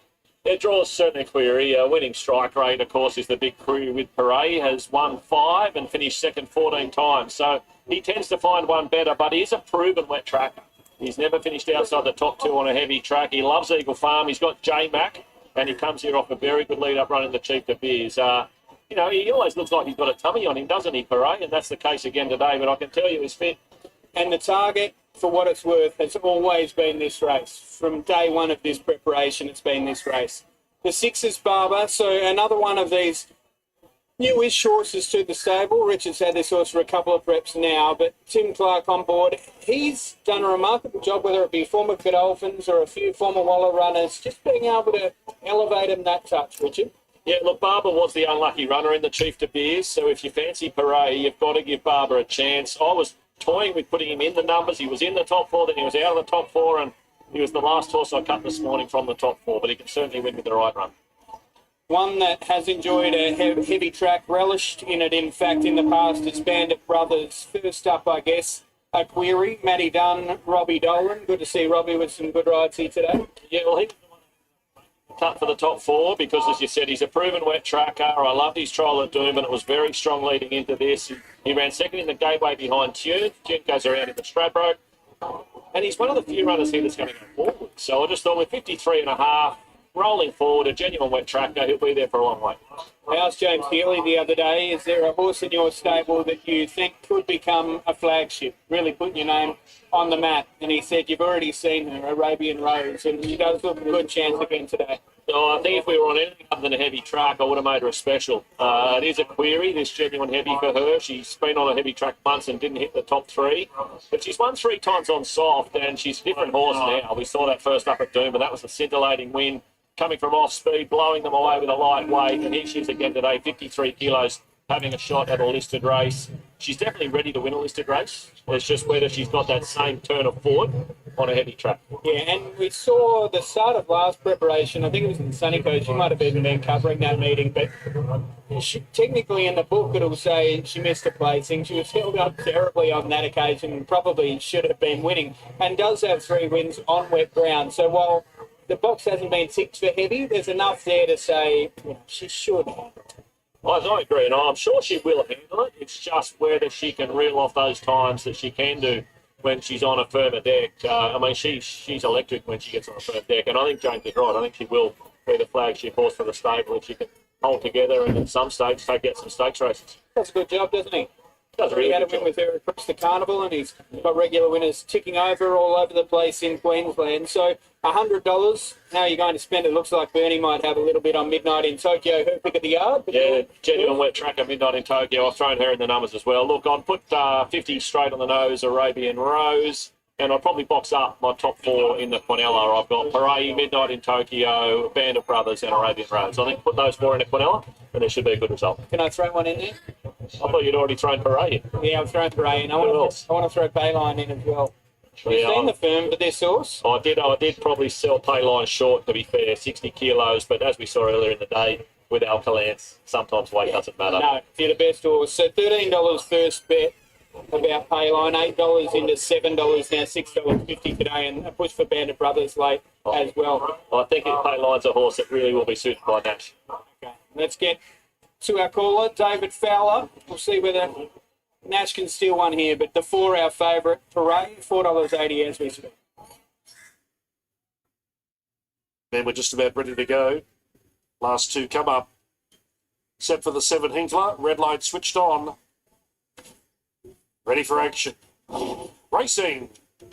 And Payline dawned out of the gates, came out a clear last. Firestar began with purpose. Hatcher with speed, Midnight in Tokyo, and Band of Brothers rushing forward. He's looking for the front Band of Brothers as they reach the first turn. Cloudland the Grey about 5th away, then about to explode Arabian Rose. Followed by Barber. Parade settles 3rd, last one off the rail. Outside of Anna McCrory, and after the clumsy getaway, Payline is 2 off last. On the side of the track now, 700 left to run, and Band of Brothers took control. Legs Midnight in Tokyo by a neat length, and one away Firestar. Trailing in third in the box seat, One Hatchet in four. They're at the halfway mark. Then about to explode inside of Cloudland, followed by Barbara, Arabian Rose, Adamakore, Parade. Second last of the turn, and Payline is Stone Motherless last. The Hinkler Field wheels for home, short of 400 left to run, and there was a bit of a kick with Band of Brothers. Midnight in Tokyo, though, is now relishing the task. Coming after him, then Firestar, about to explode at Hatchet. The leader was still Band of Brothers. Midnight in Tokyo trying out, then Firestar, and about to explode. Band of Brothers the leader. Midnight in Tokyo still chipping away, about to explode, coming at the pair. Midnight in Tokyo, reach narrow lead. Band of Brothers kicked it, it's a photo. Band of Brothers or Midnight in Tokyo from up on the inside, Firestar, and about to explode out of Makore, rushing home. Then came Barber, followed by Hatchet, Payline, blew the start. Then came Arabian Rose, never going to do it. Parade was never signed as well, and Cloudland last over the line. Okay, heads are out of sync, which never helps. I did think whether it be foot before and after the line, the 540 lead. Yes, Jimmy, you're on fire. Assuming that shutter cam line is accurate. It is very tight. The 14, the other one in the photo, that being the aforementioned Band of Brothers. But it was Midnight in Tokyo, third up from a break. It'll be a fantastic performance from Pollard Maloney to get the win here. That 5, 14, tells you enough, I think. The numbers most likely 5, 14, 17 and 8. Yeah, we're talking about Jimmy Healy Well done, by being the way. a promising young trainer. Well, Todd Pollard, he is really promising young trainer. I think that's his first stakes winner. He's only had 30-odd runners, and he's already had 8 winners, so he's flying.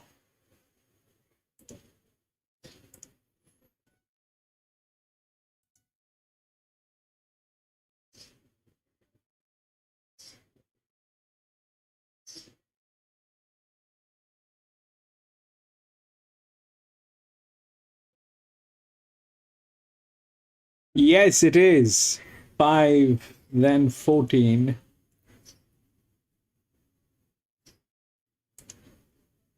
Seventeen and 8.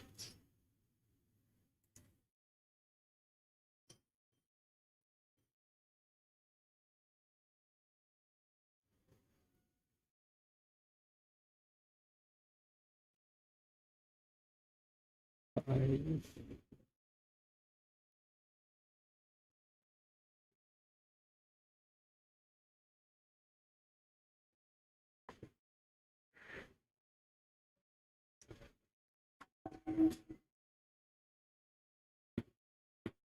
That's a good catch, Jimmy.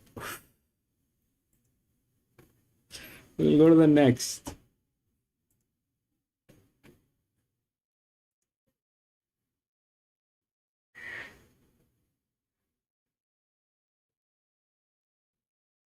Three, 6, 16, 17, and 20.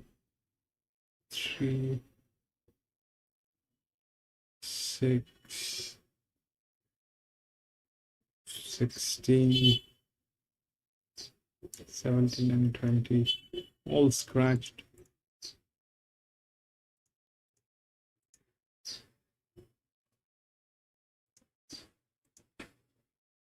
8, 4, 12, 2.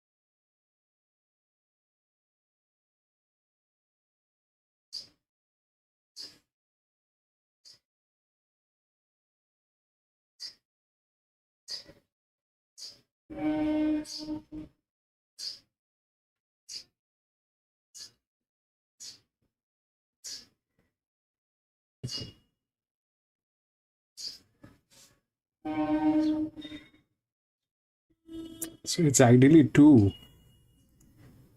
It's ideally two. Between these two,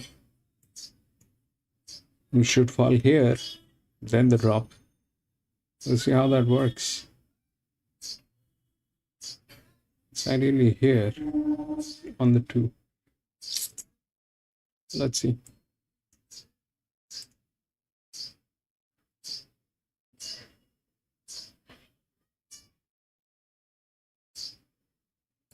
That's a good call, Jimmy.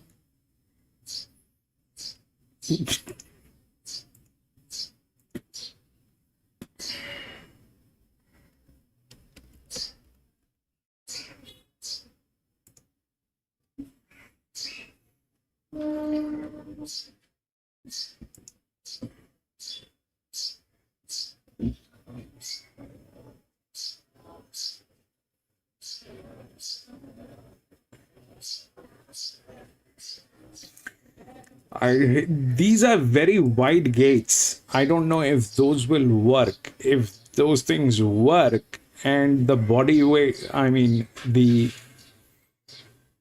the form doesn't matter, then how the 7 is going to get um,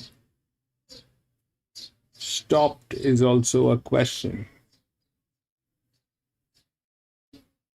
How the 7 is going to be stopped, that is also a question. But those are very wide, 15 and 20.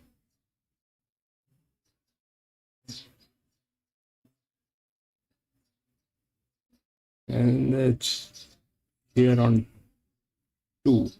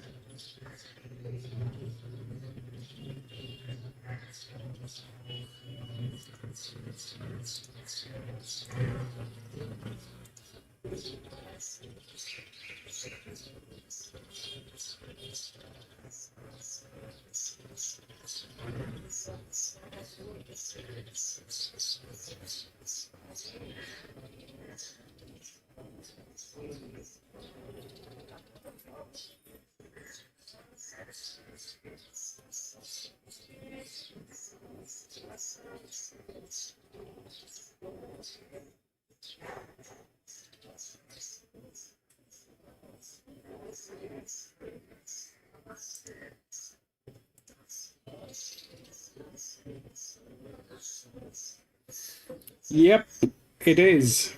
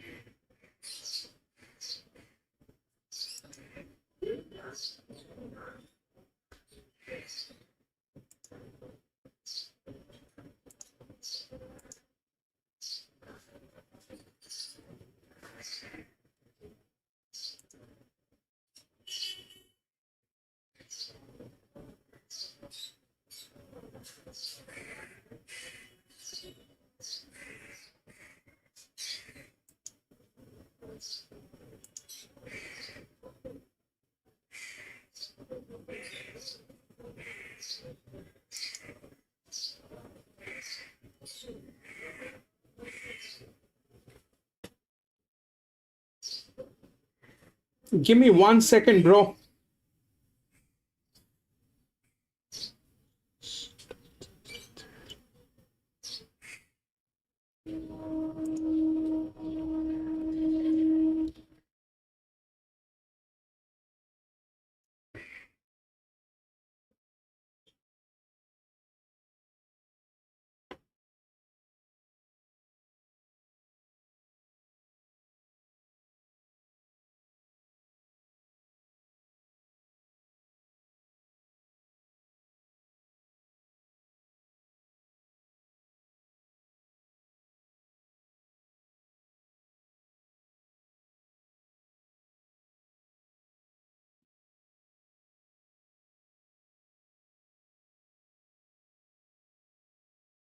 This one, bro, I think it is 2.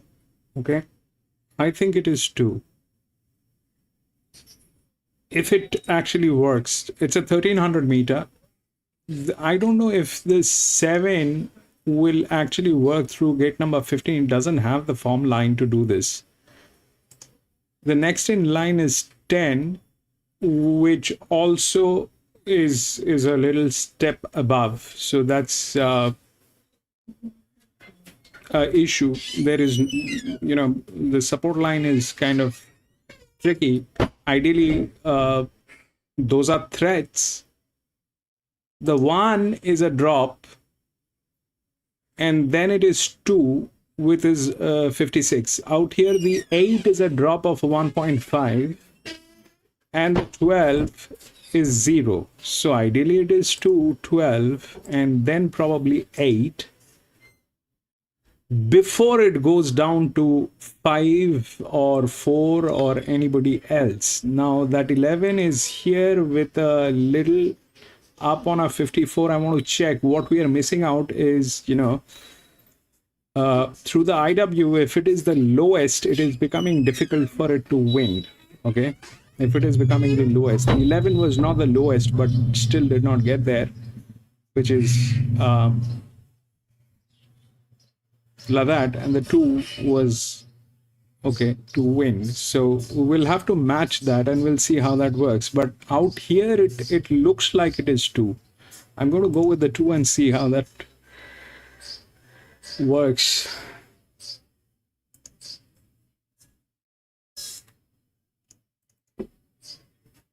I don't know, but both horses well, and then Glenn Hawkey's the roughie of the 3 with Tim Parker aboard. He'll go forward. The other 2 will be just written from their barriers.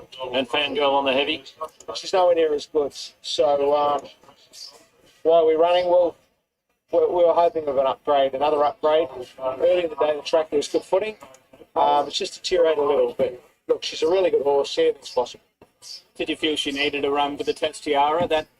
Was that a factor? Not necessarily going to Tex Tiara. So, yeah, even today was an afterthought. She ran so well in Kingston Smith, we thought, well, we're running the straight break, but we'll see what happens after today. Okay, geez. Futures punters everywhere are shaking in their boots. Thanks, Chris. We'll let you go and watch your straight. Appreciate it, mate. Thank you. $4 the field here, Joycey. How are you playing it? Yeah, I'm with the favourite. She's got pizzazz. She's the mare in form. The flashing light run last start. She does handle it wet. So 8 on top. If you ask me where my money's going, Ben, I'll just go the 100 straight on the beak. And look, you better scan that quaddy code quickly because we are about to jump and you get a 25% boost. If we get through this leg, which is probably the trickiest of the lot, funnily enough, I think we're sleep. Tell you what, though, back in the day, we'd put up your quaddy numbers. People would madly try to type them all in. There'd be no chance of getting on. With the QR code, it's just there. You chuck in your amount. It is. Easy done. So, Yeah, exactly right. And I'm pretty confident we get there. As I said, this is the trickiest leg of the lot. okay. Do you reckon Savage Revive could do it again? I'm hoping not because it's not in the 40, but definitely likely in a race like this. Okay, let's get to David Fowler. Race 6 about to go. Ready. Stand well. Jumpers yet. Racing. Neons broke well with Ready to Ship. Mercurial Lady fast away. Poster Girl. She was 4th in Australia. There she's got Pizzazz the favourite. Landing in 5th with Gerringong in 6th. Followed by Super Speak, then Savagery Vibe. Snow in May, midfield the rail ahead of Zazu. Then came Roll on High. Aha, Firestorm, Soft Lava, and Paradise City, last of the 15. Heading towards the 800 metres, the Mercurial Lady secured a comfortable lead. Poster Girl trails by 1 and Ready to Ship 3rd the box seat. She's got Pizzazz in a beaut spot mid-race. Travelling 4th one off the rail and Neon's 5th defence. Gerringong forced to go 3 wide around Super Speak and Snow in May inside that pair, then Savagery Vibe. Followed by Aha, Roll on High. Then came at the head of the other Zazu. A long way back, Soft Love. Firestorm second last in the bend. And Paradise City's in last position. The Dane Ripper Field heads for the run of the Judge and Mercurial Lady. And long odds led narrowly. From Ready to Ship claiming it. Poster Girl came at the pair and swept to the front. She's got Pizzazz on the scene at precisely the right time. Then Neons and Gerringong running on. Poster Girl went to Ready to Ship slowly but surely. She's got Pizzazz. Is pouncing on the leading pair. 100 to go. She's got Pizzazz. She's got the Pizzazz all right. Gerringong flying home. She's got Pizzazz. Big Gerringong. Savagery 5 up for 3rd. Then Poster Girl or Ready to Ship followed by Super Speed. Then came Soft Love, Firestorm, Snow in May, Mercurial Lady, Aha, Paradise City, Zazu, and Roll on High out towards the tail. She's got Pizzazz, had a beautiful run. The entire race, you thought this has panned out perfectly. Mark Zara must have been giggling to himself. He knew he had the leading pair covered. It was just whether anything could pop off his shoulder and pose a danger. Gerringong did that, but you never really felt as though Gerringong was quite getting there, and Savagery Vibe doing the best work when it was all over. But another good run for the each-way players. 8, 12, 10. Well done to you, Paul. Yeah, it was a lovely ride by Mark because, as you said, he had those leaders covered, even though we weren't as sure as he was, and he just saved enough that when the back markers came late, he still had a bit up the sleeve. So a very well judged ride by Mark Zahra, and favourite punters happy, especially at that price, and obviously first leg of the potty, we get a big green kick. Absolutely. And the Helen Coghlan running sec. So 8, 12. The 2 did not get there. 8, 12.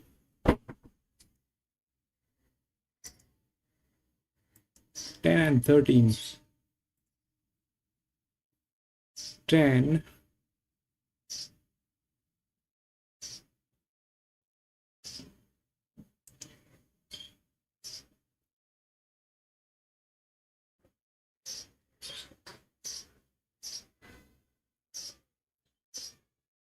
13.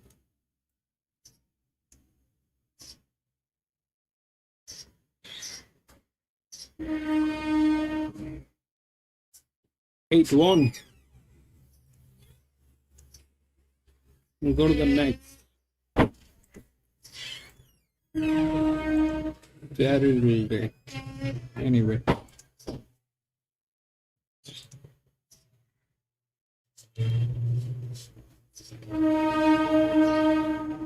Thirteen has been scratched. 4189.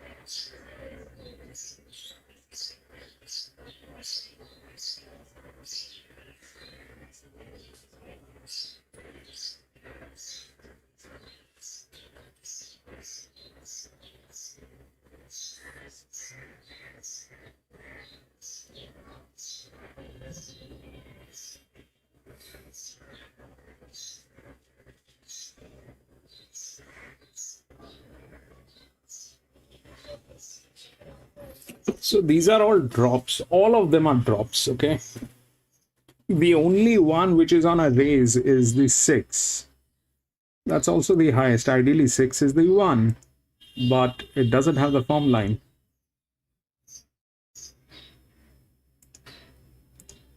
Now, they're all negative.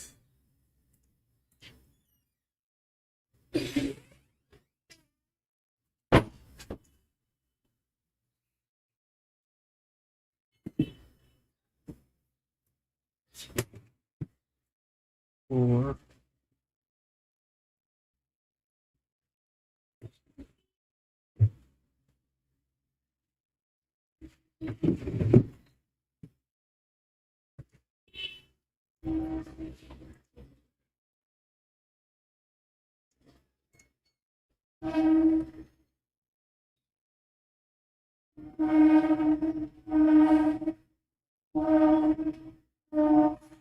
Four is with JMac.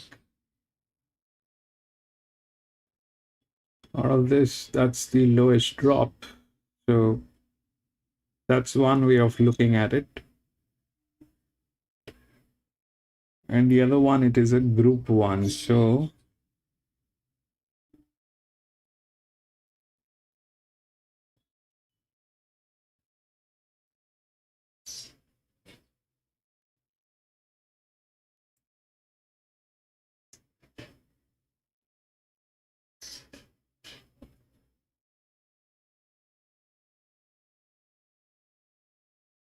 this basically is turning out to be a form line today. This basically is turning out to be a form line. There's nothing else which is working.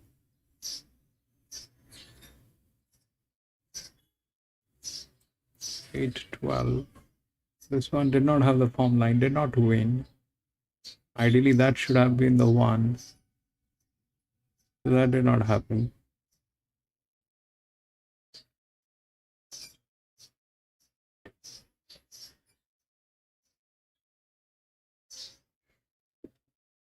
So yeah, that is there, but ideally that is the second position. Ideally that is there, but that's the second position with the drop and the jock. That's the second. But what is happening is this, that even if that horse has the winning numbers, but it doesn't have the form line, plus that pressure has been applied to a jock who's green.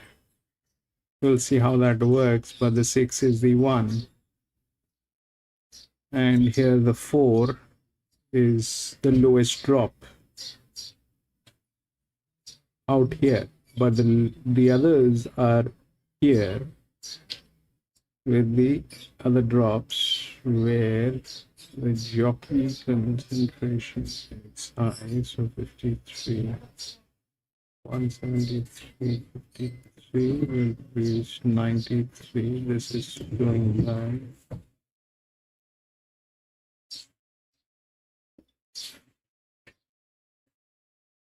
20,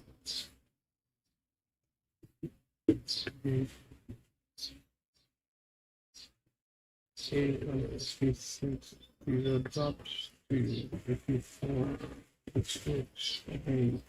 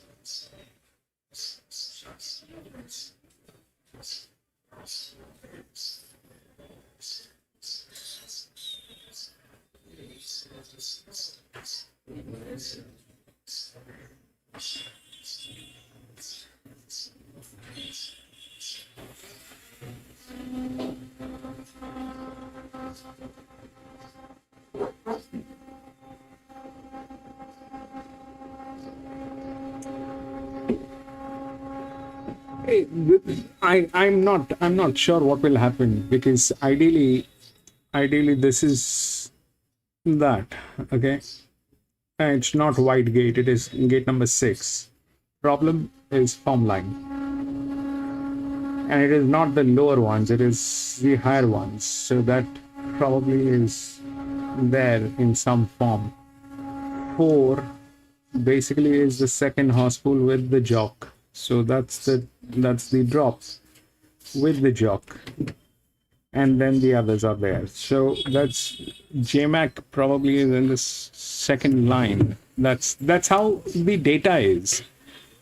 But problem is form line. So form line will, but still 6 is a check.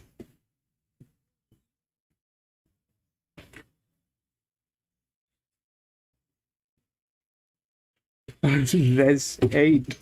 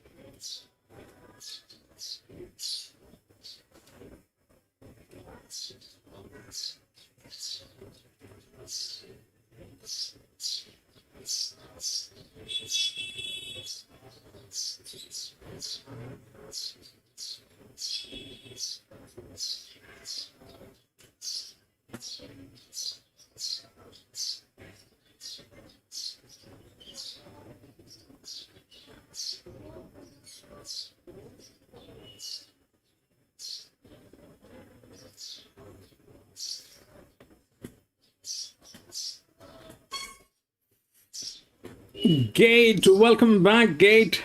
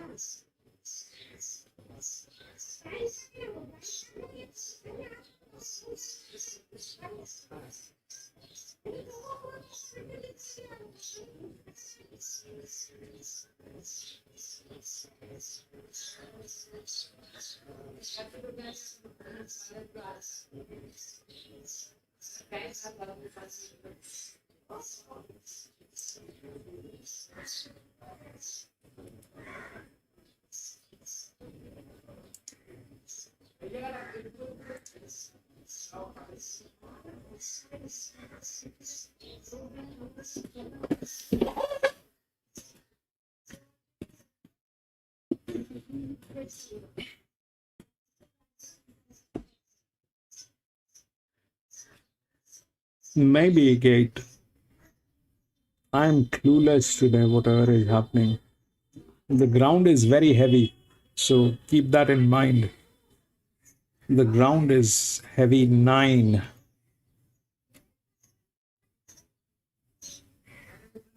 My thing fell apart like nobody's business. I haven't got anything since the morning. So be very careful. This ground is not good. It's heavy. Jimmy has been having a fantastic day. Jimmy has been having a fantastic day.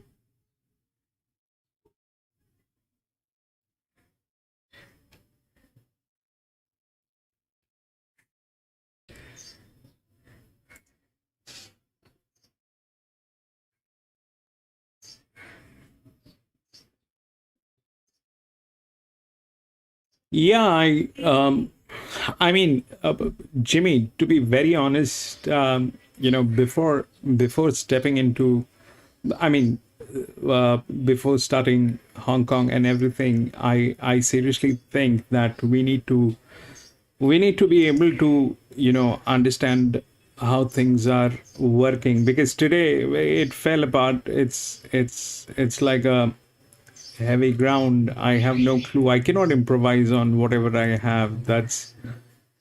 Uh, I can't do those changes, but I can only see what's there and what's not there. So here, the 2 should have won. Why the 2 failed?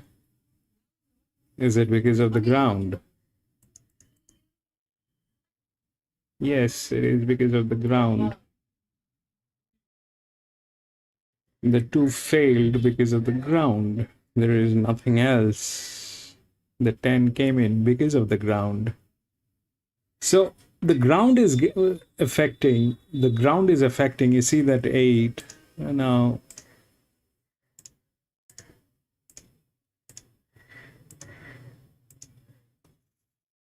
So that 8 is the highest. That is heavy runner, heavy wet. I mean wet runner. That's all.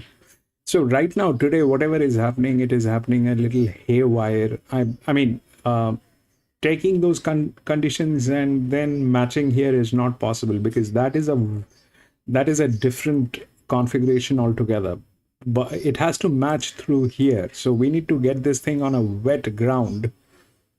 We need to get this thing on a wet ground, and then we will be able to figure out what's going on. Today it's a bad day at a bad place. That's where we are. So the SS, basically this one, this thing, it shows the how the ground is. I mean, how the horse reacts to wet ground. Higher it is, better it is.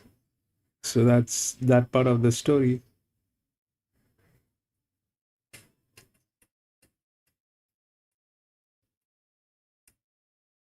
to this will interact with this, and then it'll interact with the leverage, and then it'll give out the right weight. So that is not possible. We cannot do that. That's a trap. That can only give us the explanation why it went wrong, but it cannot amend the situations here. So ideally that's where things are going wrong. And here if we look at that 6, if we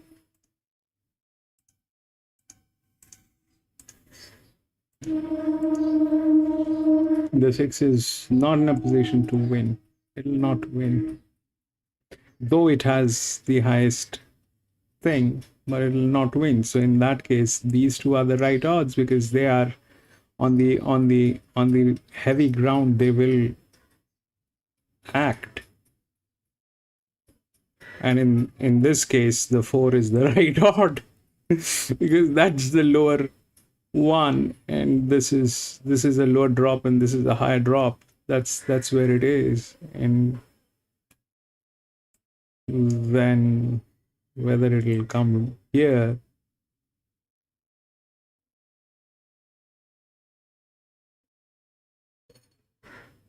or it will go to 12 with the weight advantage. Here also is the weight advantage. Here is a jock, and here there's a form line. So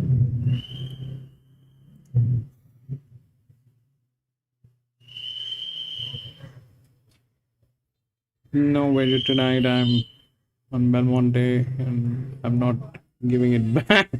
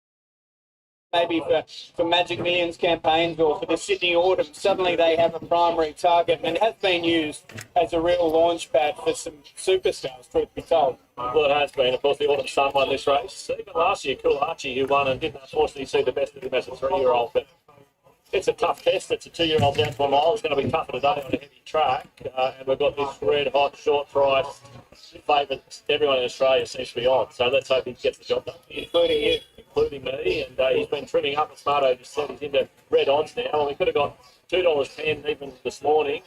That price has been literally knocked off. Before we have a look at the runners, and start off with Basilius, what did you make of Chris Waller's comments, for those who missed it earlier?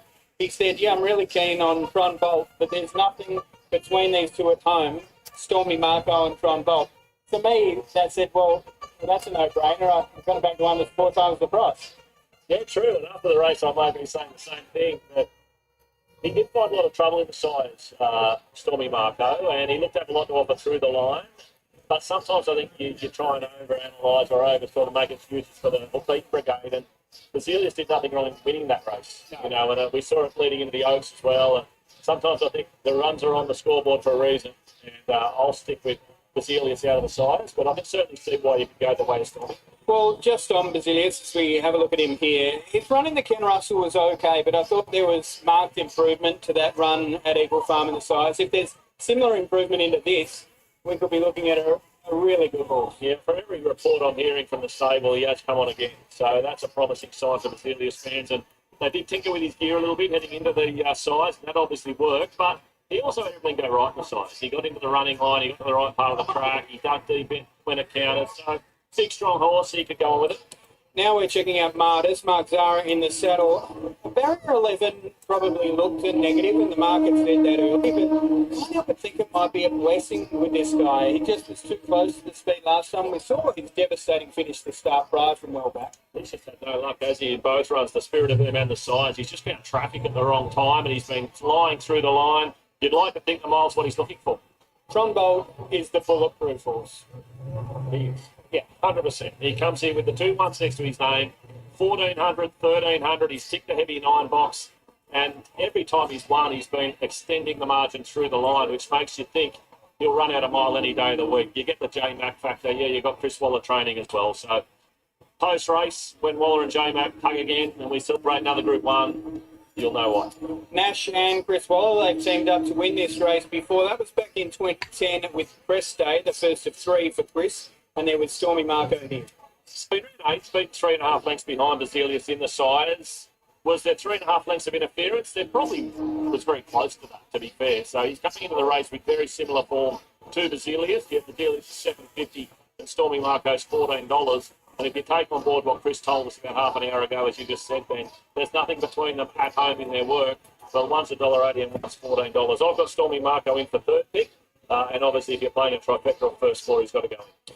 I guess the two from a market perspective we haven't touched on. Cormier is one, and Voynich is the other for Nick Olive, who brings winning form, but not necessarily the traditional JJ Atkins form lines into this. Yeah, so Cormier met Trombolt down there in Sydney last start, and Trombolt put 2 lengths on Cormier and was extending the margin through the line. That was at 1300. So I find it hard to see Cormier turning the tables on the favourite. Voynich, on the other hand, she surprised everyone last week coming off an Albury Country maiden win to take out the Phoenix. The first thing you thought is that can't be strong form, but it was such a tough win. She ran the 1500 right out.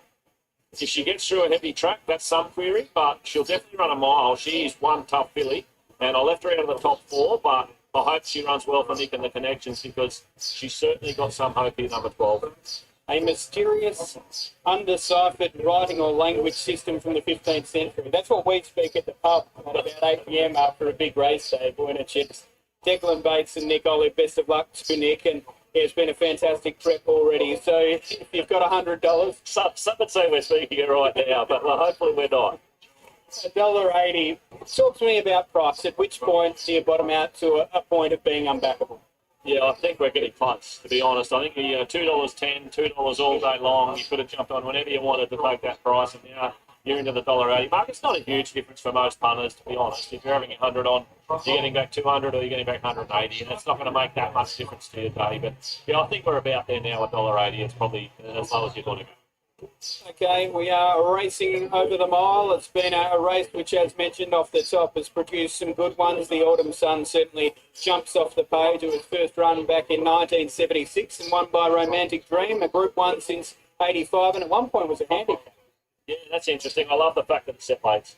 I really think it gives the best 2-year-old a chance to win it. If it is a sire-making race, which it is, you want the best 2-year-old to be able to win it. And they've raced at 1400 in the past. I like the mile. I think it's a whole new test. It is, and I think it's great for Australian racing, particularly in breeding, if this is a colt-making race, because we don't just want sprinters in Australia.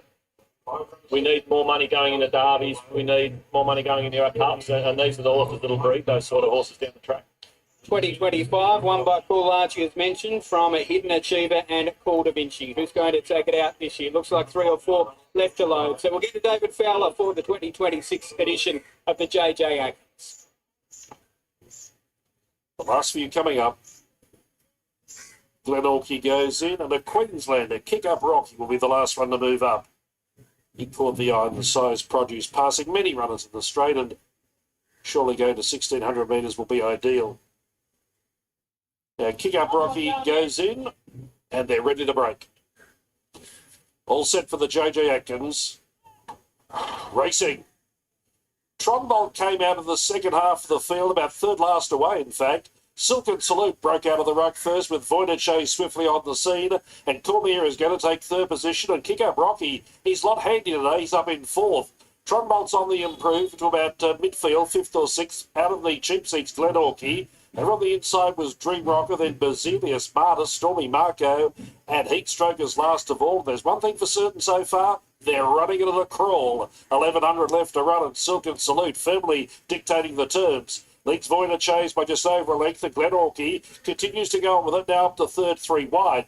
Cormier tucked away in fourth inside of Macedon Mission. A length behind that pair, Kick Up Rocky. There's Trombold. The favourite is now dead set in centre field. He's 3 wide at the half mile. Over on the inside of that pair, Dream Rocker, then Basilius, Marta, Stormy Marco, and Heatstroke whips them in 7 off the lead.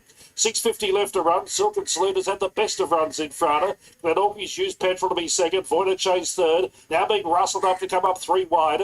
Cormier's had a good run. It looks to be travelling well. Dream Rocker next. Then Kick Up Rocky, followed by Macedon Mission. Now Trombold about 3 to 4 off the lead. Starting to work into his gears. Just needs some room to move. And he's finding that room now as Marta starts to descend down the outside. Cormier reached the lead from Glenorchy. Here's Trombold. Here's Marta's down wider. And there at the inside, Basilius running on. Trombold's flat out. He goes to the lead at Cormier. Short of 100 to go. Trombold at Cormier. Trombold at Cormier. Trombold, favourite supreme. Trombold for the Dynamic Duo.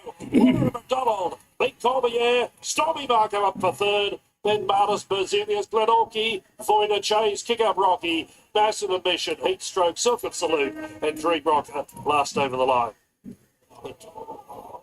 4, 8, 5 and 2. Best bet of the day. Salutes for Paul Joy's followers. Trombolt, the nation rejoices. I feel as though that every punter in Australia was trying to tip you this horse. And $1.80, $1.20. I'm sure you had plenty of followers today, Paul. But James McDonald enjoyed that. It's a horse that debuted there, built into its preparation at Kembla Grange. The Kenzo win over the 1400 was certainly an eye-catcher. Did the job at Rose Hill and just keeps improving every start. Cormier, I think, has improved off that last start to ultimately run second here. And the stablemate has run a bottler too of the winner, Stormy Marco, was back second last at one point, moved the passage towards the inside and hit the line well.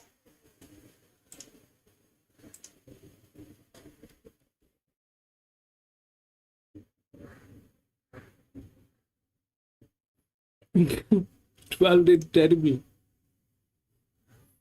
4, 8,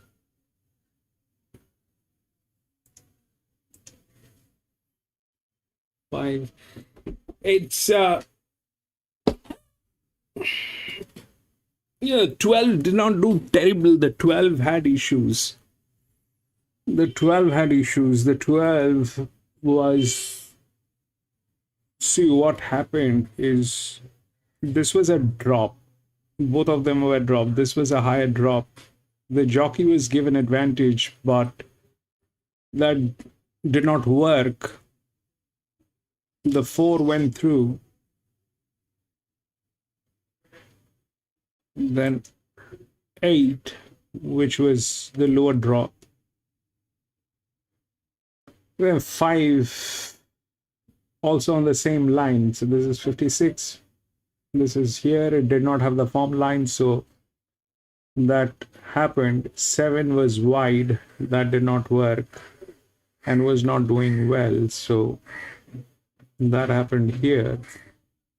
5 and then 12. 12 did not have support. What is happening is the SS. This is very unpredictable. This one is very unpredictable. Which one is going to go through? But usually the higher it is, the better it is. And the 0 means you're taking a chance. So whatever that happened, happened.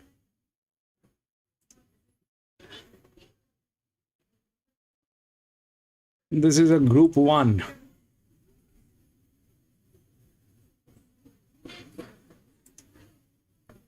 19,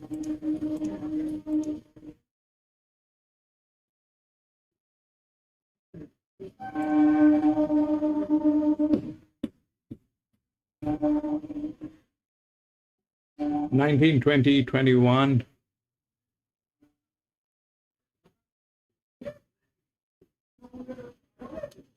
22, 23. All scratched. 7, 18, 11, 1.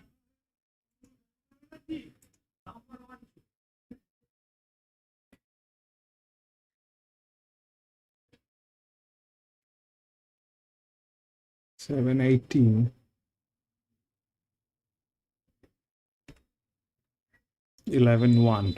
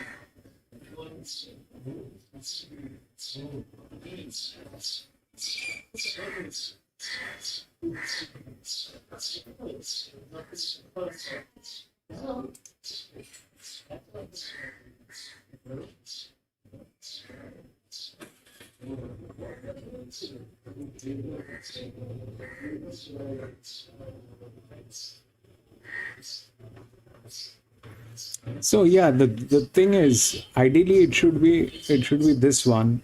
Um, Ideally, it should be the 7-year-old mare. That's the lowest drop with the jock. Okay, but here is the problem. Exactly what the problem was with 6. Okay, so that thing cannot run on wet ground. That thing cannot run on wet ground, and that's where the 4 went through. Okay, lower drop, highest S is on that thing, so that thing went through. Problem is this is the other one is an 8-year-old. So if that thing has anything to do with anything, then that's that. But this one, fangirl is ideally the one, but it will not win. I mean, why? Because of the fact that it cannot run on wet ground. And if we look at the wet ground, then this thing is a 4-year-old gelding drop. This is a 6-year-old mare drop without jock support. Then comes these two, where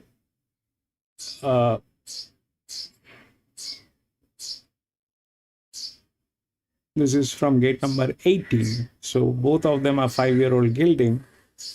So if that's from gate number 18, obviously that's a problem. And then it is with JMax. So the odds are right in that respect. The odds are right in that respect.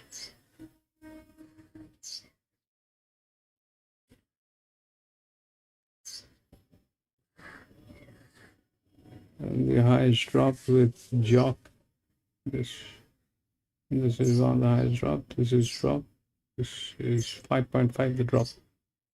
Then it is that is this that.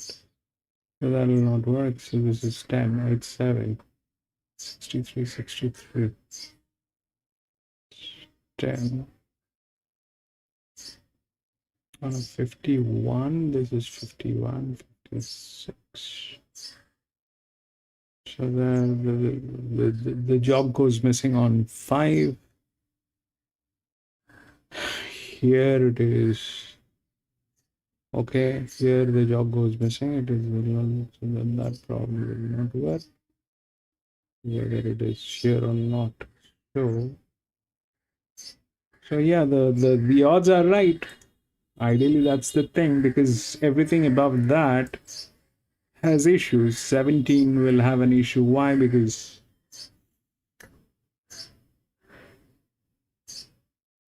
that's the lowest weight which it is carrying.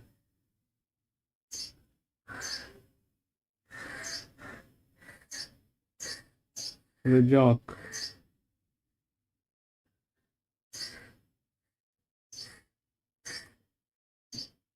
Without stress. This one is from gate number 18. Will not work. This 7 is here. All of them are like that. So the only one which is 5 uses the jock sport here.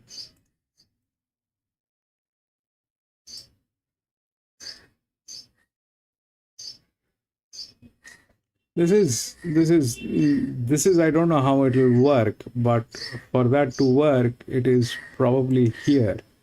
Okay. This thing is losing the jock with the drop, but here it is gaining the jock with the drop. This one is from gate number 21, 18. This one is an 8-year-old gilding. This is a 17-year gate number 17. All those are in a bad state. So overall 7 is the right odd, but that's the fact, and I think that's exactly where it is all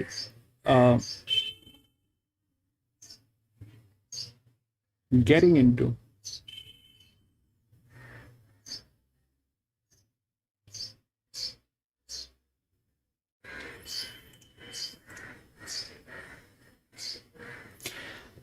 That's that. Okay. 57, that's an 8-year-old gilding. Then it is this one, which is a 6-year-old gilding, but that's a drop, higher drop than this one. Then these are higher drop. The lowest drop is this thing, the 7-year-old mare, but that 7-year-old mare is kind of not very good with the wet track, so then it falls here.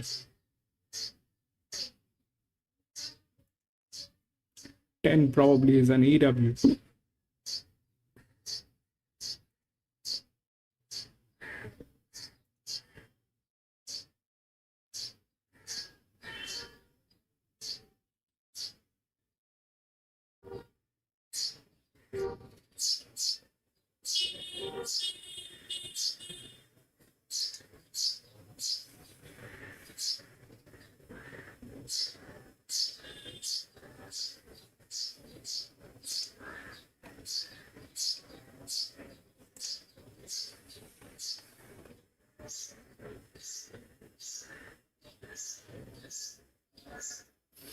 Congratulations, PC.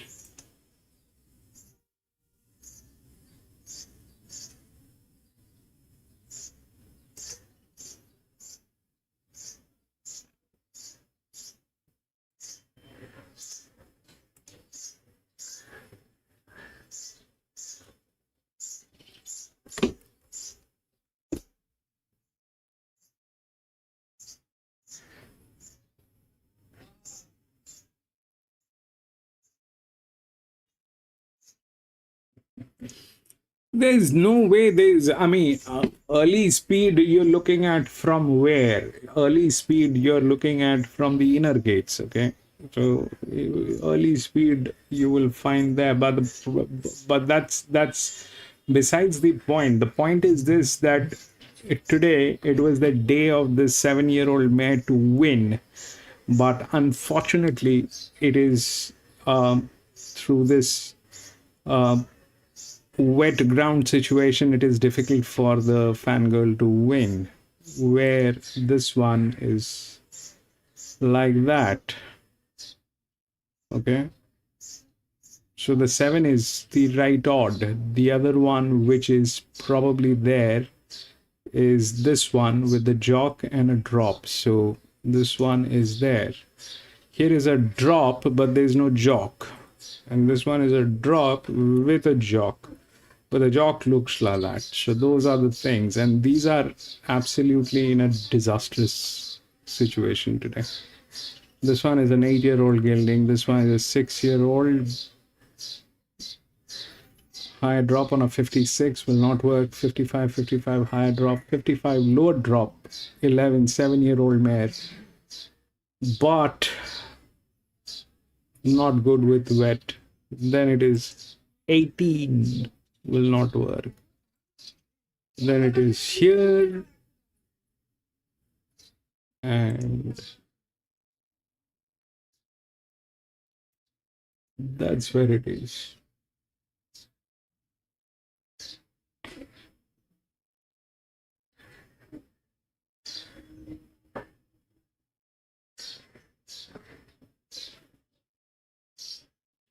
And 53, then it becomes the highest. 53, these are 52.5s, and then this is the lowest.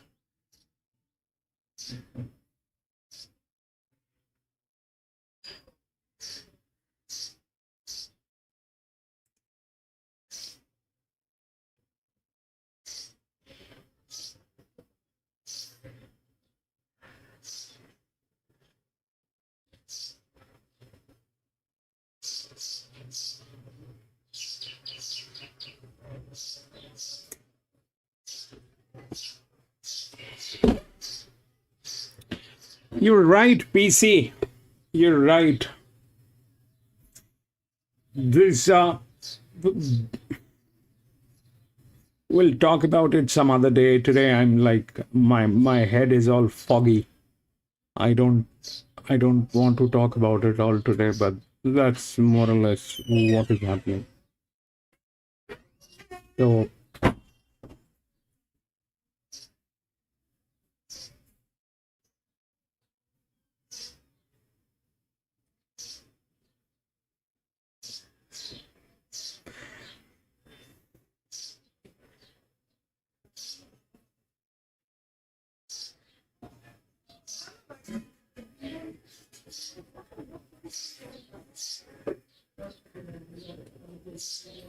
you see the contradiction on this. Let's see what the contradiction is here. So that is 55.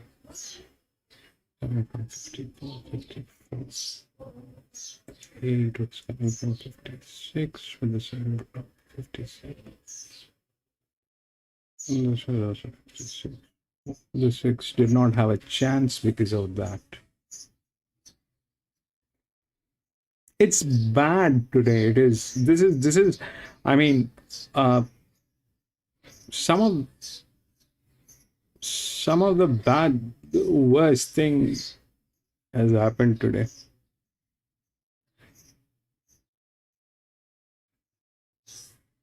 If it wins through wet ground, then it wins through wet ground. Same goes here. If it wins through wet ground, it wins through wet ground. There is nothing that can help. That's the 6.5. This is here. 59, 59, 51, 1.5, 1.5.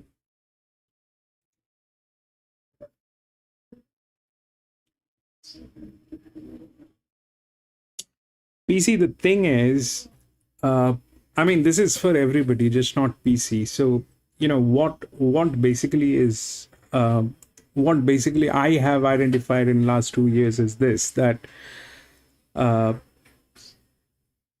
when we do the jock stat, all right, when we do the jock stat, so what exactly is happening is we're taking the body weight of the jock and we're looking at how that is being allocated with this, the weight, which is now old dated right now. That's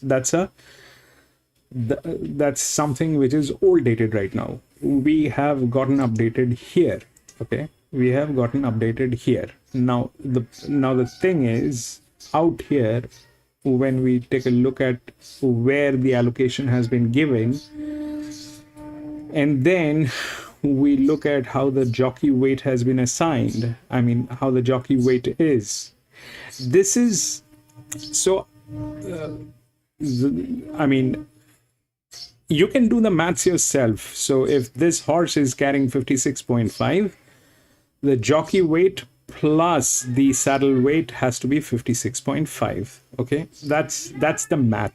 It has to be exactly equal to 56.5. Now, that's one side of the story. The other side of the story is that where it is coming from, what is the allocation on the jock, whether it is a claim or it is not a claim and it is getting through with the additional weight. That's one side of the story. Today is not the day to talk about all this, because today we are going wrong and the ground is heavy. So there's nothing that we can match up. But this has to be this. Ideally, what needs to happen is we need to get rid of this, and we need to adjust this with what their actual body weight is, and with the performance, what PC is saying. So the performance is in two segments. One is what is the performance here in this particular track, and global in all over Australia. There are two ways of looking at it. One is what they have been able to achieve in this track, and the other is global, like, all over Australia. Depending on that, we can figure out who is being allocated what and what are the possibilities. So jockey is an issue, and there is nothing that basically is can justify that. But today we are facing a very different thing, which is the wet ground, and my head is paining now.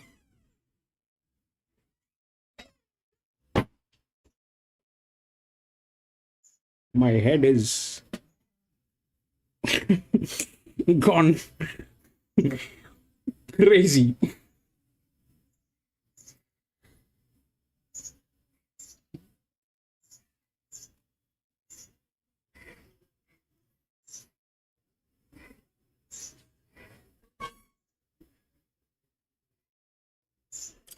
No, I generally avoid heavy tracks, and I generally do that. But today, all the Group 1 races were here. And I had, seriously, if you ask me, Jimmy, I thought the ground will not affect. But it does. And it is right in front of us. The ground actually made a lot of effect. And so I thought it will not affect. What I am thinking is that it cannot be so many variables that they are working with. The house. I mean, who is clever, the trainers or the house? If we do that maths, who is more clever? Is it the trainers who think that they will downplay a horse and win, or is it the house who are very capable of identifying what the trainers are doing and then putting up a constant? So I think the house is smart, at least smarter than the trainers. The trainers are smart, they have the experience, that's okay, but it is the business that the house runs. So the house definitely has an upper hand. So in that way, if we think, and if we try to figure out, the house cannot be running with so many variations. The house is running on something very specific. Anyway, we're going to monitor this, and we'll see how that works, because that's where we will be able to make the adjustments.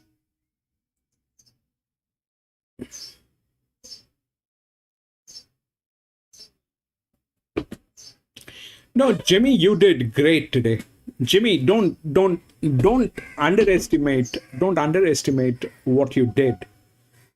You had the eye today, and you did what I couldn't do. I think a lot of us couldn't do. You did that, and you had the eye for it, and you went with it, and you had the courage to go with it. So do not underestimate on what you did. You did fantastic, Jimmy. So whether it is, how you made your picks, or how you did that entirely goes to you, and you did good.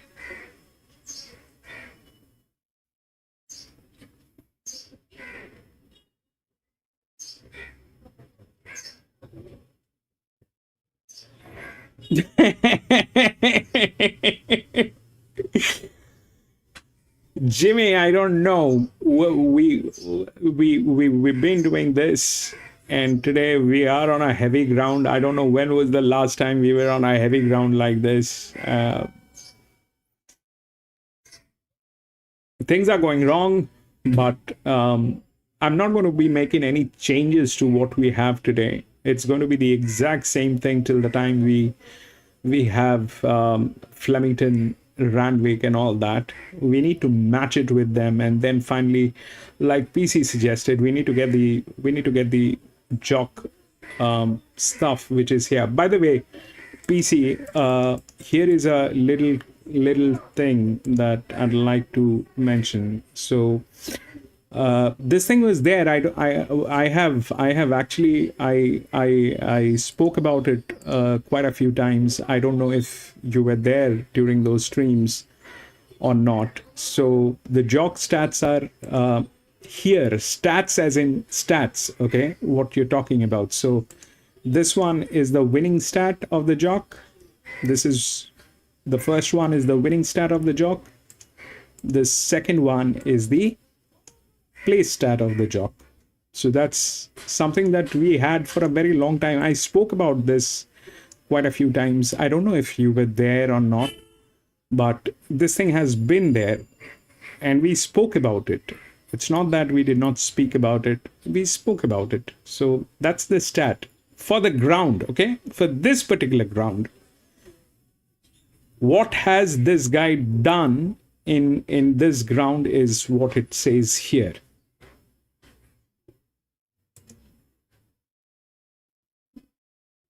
Spicy martini.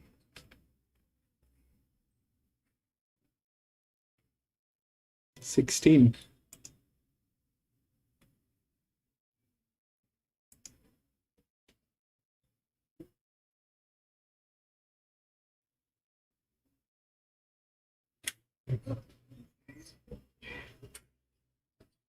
Has a form line that's there. We'll see. Where does it land? Spicy martini. 16 is here. So coming from 50, 51, drop. Doesn't have a drop. And there's a jock stat, okay? The jock is a genius, PC. What they have, on the other hand, the jock has actually won with this horse.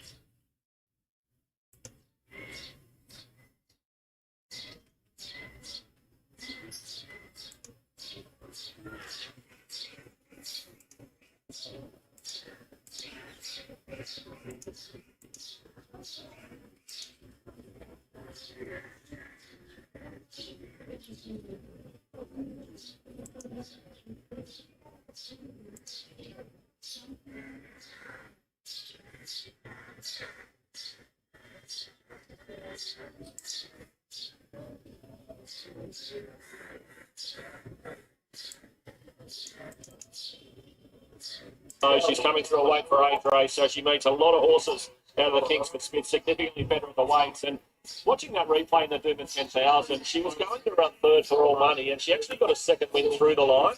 So I don't think the 1400 will see her. Tuned, Annabelle and Rob, Ben Thompson. Would you like to do the form before you give us the worst stat I've ever heard in racing?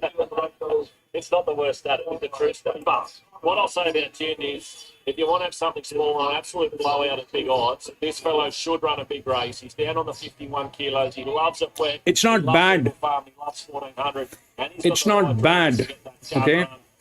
But the point is here with the jock. It's a dedicated jock. We'll see. Those are the highest. That's just amazing. The 18 is Regal Award, Philip Stokes and Luke Cartwright. 5 is good, not bad. How it reacts, to run well. we'll see. Well, the Fred West looked like one of the strongest races in the carnival, and Regal Award won it fair and square up to 6-3 wide, up near the speed. Problem is, today gate is the ground. That's all. The distance he'll run right out with a featherweight. He has to run well, I would expect, Regal Award. And Gator made the case this morning. If he can get the first half of the race right, and by that they mean just settling well enough and getting out of the gates cleanly, then the second half could take care of itself. He's in everything we've got going here, number 18, Regal Award. Yeah, so we have highlighted primarily horses down towards the bottom, and there is reason for that. 16 of the past 23 winners of this race have carried 54 kilos or less, which is remarkable, really. And 10 of the past 16 have come from double-digit barriers. So with that in mind, A couple of things you may typically look away from are quite good pointers in terms of finding a Stradbroke handicap winner. One that ticks both of those boxes, I guess, is Splashback there for Graham Begg, who was a fantastic winner earlier on in the carnival. Yeah, that was on a very wet track. You can see a light shower hitting just as they go behind the gates now for the Stratty. That was the victory stakes on a heavy 8. She came charging through to win that. Then she comes through the Kingsford Smith as well, and she meets Headley Grange better at the weights out of that Kingsford Smith. So that's what we're talking about here, Ben, is that weight for age Kingsford Smith race where 12 of these runners came through. Some of them are dropping significantly in weight off that. Splashback's one of those, obviously. Spicy Martini's another one coming through the German 10,000. But yeah, weight for 8, pacing, back to handicaps, you tend to look for those that drop in weight. We tend to gloss over the achievements of James McDonald because I feel as though he breaks the record each and every week. But with that success on Tron Bolt, he did take his Australian Group 1 season tally for 17, which did surpass that effort of Malcolm Johnson back in 79 and 80. And remarkable to think in the top 5 seasons all time in terms of Australian Group 1 wins, James now occupies 3. And he has a chance to have another one here with Fangirl, who probably is the best horse in the race, but a couple of things worry me. The weight is one, and the track is the other. Yeah, I think with Fangirl, the weight isn't ideal, but the heavy track is really going to make it tough for her. So James is going to have to produce even a better ride than he did 40 minutes ago, and I don't think that'll be possible. There's the trifecta boost, by the way. Scan that, and you're on for the trifecta here in Australia. 25% boost if we get it. Okay, the anticipation is certainly building as the national anthem leads here at Eaglefarm. Remarkable to think it's hardly raining where we are, underneath the grandstand, right near a speaker, I might add. But over that side, it looks like it's absolutely bucketing down. So let's see, come the last race, what track we're dealing with. But it's been in the heavy range all day. We haven't budged from that 9. That list, for what it's worth, 2024, 23-24, but culminating in 2024. James picked up 14, 15 in 25. We're up to 17 in 26 with a couple of Group 1s to go. And that doesn't include the Group 1s overseas. We are seeing history being made by a jockey that we may well look back on and say that was the greatest of all time. He's going to surpass nearly every record because he's still only young. And to think of the jockeys that have ridden so well in between Malcolm Johnson and James, for them not to have got near his record, let alone surpass it, it's he's just something else. It's a shame in Australia. We're a tall, bubby country. We often talk down the high achievers, and let's not forget he is a Kiwi. But honestly, it's something else. So $5.50 now about our favourite, that being Headley Grange. We probably haven't discussed Headley Grange at enough length yet. Adam Hieronymus with a really nice ride here, a horse that Joe Pride's done such a great job with, going through the grades and of course that breakthrough win last start. Yeah, look, he's just a line and length sort of horse, isn't he? He puts himself in the right spot, he handles all ground, he gets in for a fight, and we saw that in the Kingsford Smith where he refused to lie down and stuck his head out right where it counts, and he'll be doing something similar today. He's drawn well. Hippo will have him up there in the firing line, somewhere within a couple of lengths of the leaders, and then just rely on his fight to get him over the line. He's got to carry 55.5 kilos here today. So with so many horses below him in the weight, he's going to need a few of those to find a bit of bad luck, I believe, to justify the price of $5.50. But something had to start favourite here. Personally, I probably would have had Regal Award as favourite if I'd trained the market. Matt Wise, are we more than likely going to see Transatlantic push the button and make them all chase? I wouldn't say that there's an out-and-out leader in this. Now it's Well, raining. this is the thing. You're trying to map a race. You've got to map a Stradbroke. There was no obvious leader. So that can result in either a few others pushing forward that wouldn't usually push forward when they all identify that, or, as you said, Ben, Transatlantic from the barrier pretty much has no other option, I would expect, than to roll forward. And if not lead, sit outside whoever does decide to lead. But it's a Stradbroke. They're not going to go slow. Okay, Desert Lightning could be one. Like thinking back to a preparation to go at Moonee Valley over the mile, was able to sit just outside the lead there. But we've seen in a Group 1 winning preparation this prep, most of the runs have been from well back in the field. Let's get to David Fowler. This really is Queensland's biggest race. The Stradbroke handicap at Group 1 level over the 1400 to be run and won in 2026. It's a rich honour roll and one about to add their name to it. And Ben, we're getting close to a start in the Stradbroke. Von Hawk comes up in those white and pink colours. Here's Regal Award with the barrier blanket. Goes in as the featherweight of 49.5. Stradbroke will be run in light rain. The eerie conditions. It's not heavy rain, but visibility is lessened. Sequels goes up. Jockey remounts in the barriers. The Stadium Mistaya goes in. Yellow Brick last one up. Number 7, Headley Grange, the Stradbroke favourite at $5. They're all in, and they are ready to jump. There's the red light. Starter picks up the button. We're set. Ready to break at the Stradbroke. Racing.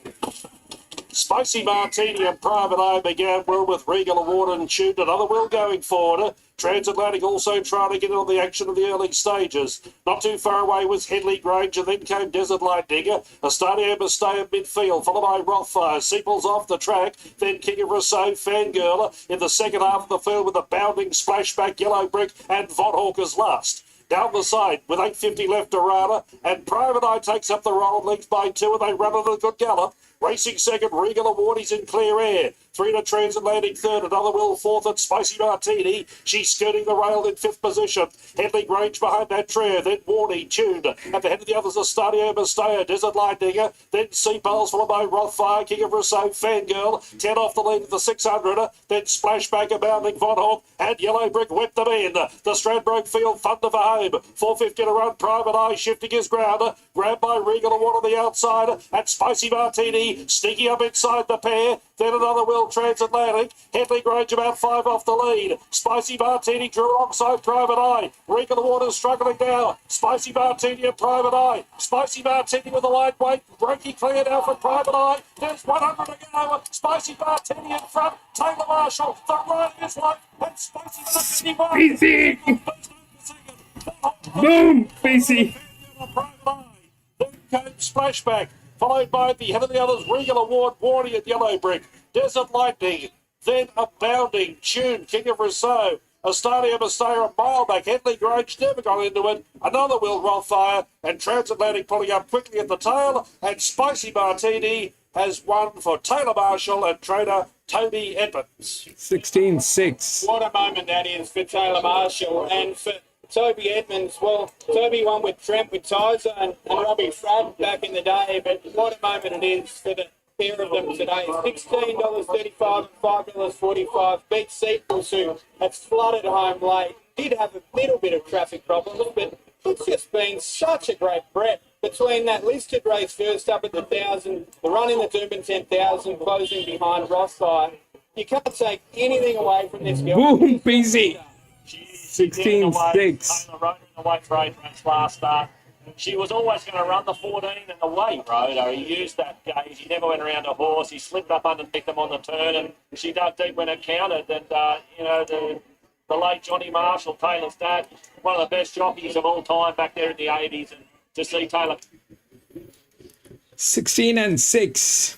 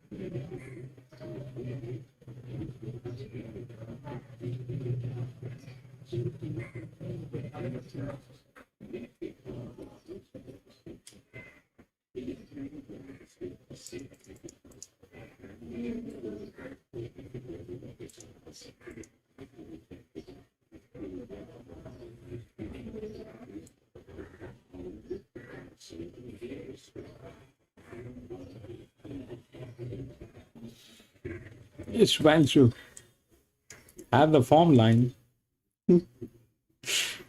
It had the form line. The rest, everything was hazy, but it definitely had the form line.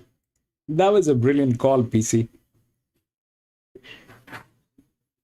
We'll go to the last one.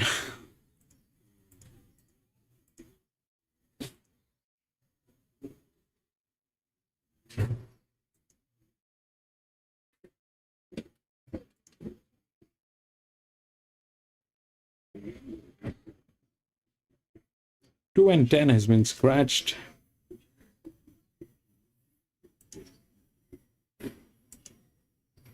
One, 5, 8, and 11.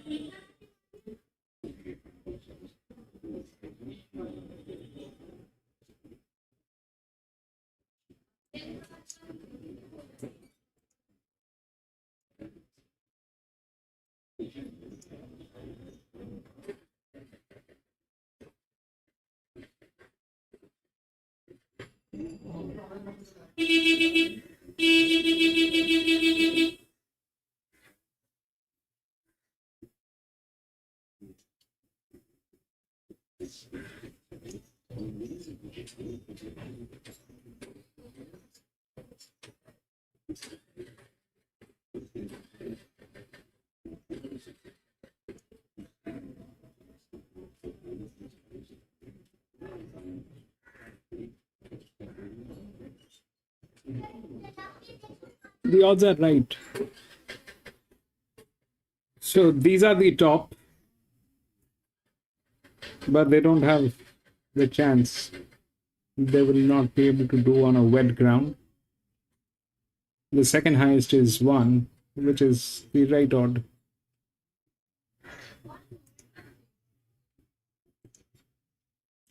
That's the right odd.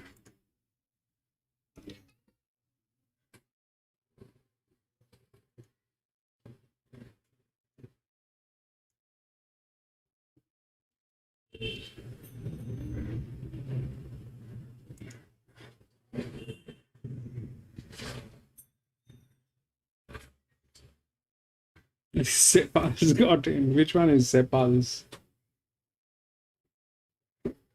No doubts. I am absolutely out of luck today. Nothing worked for me.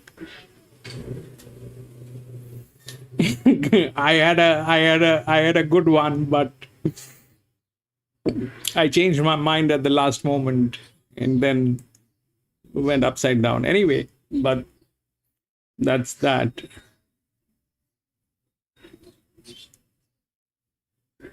So this is the highest. This is the lowest with the weight advantage and with the jock. The jock is probably J Mac. So that's the second. Then it is here, which is higher, 1.8.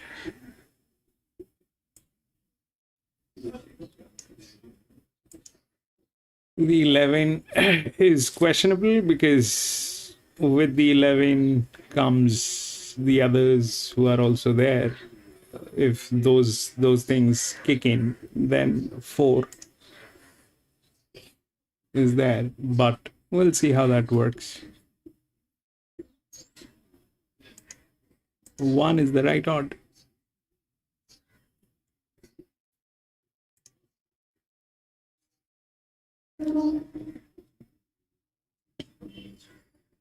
But that was a brilliant call on the 16. That was a brilliant call on the 16.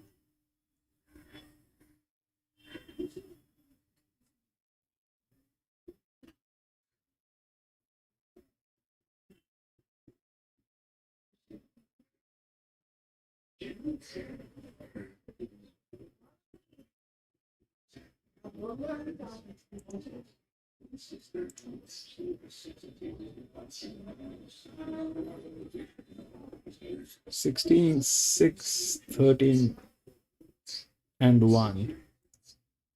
16, 6, 13, and 1. 16.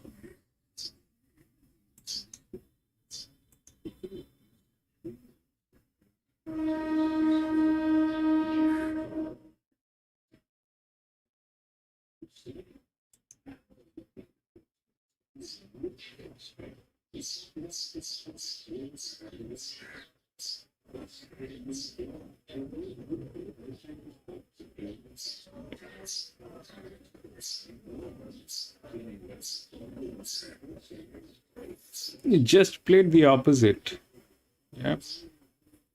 So the lower weight actually won. In that case, this one was drop. 0.5. Did not work. That 49.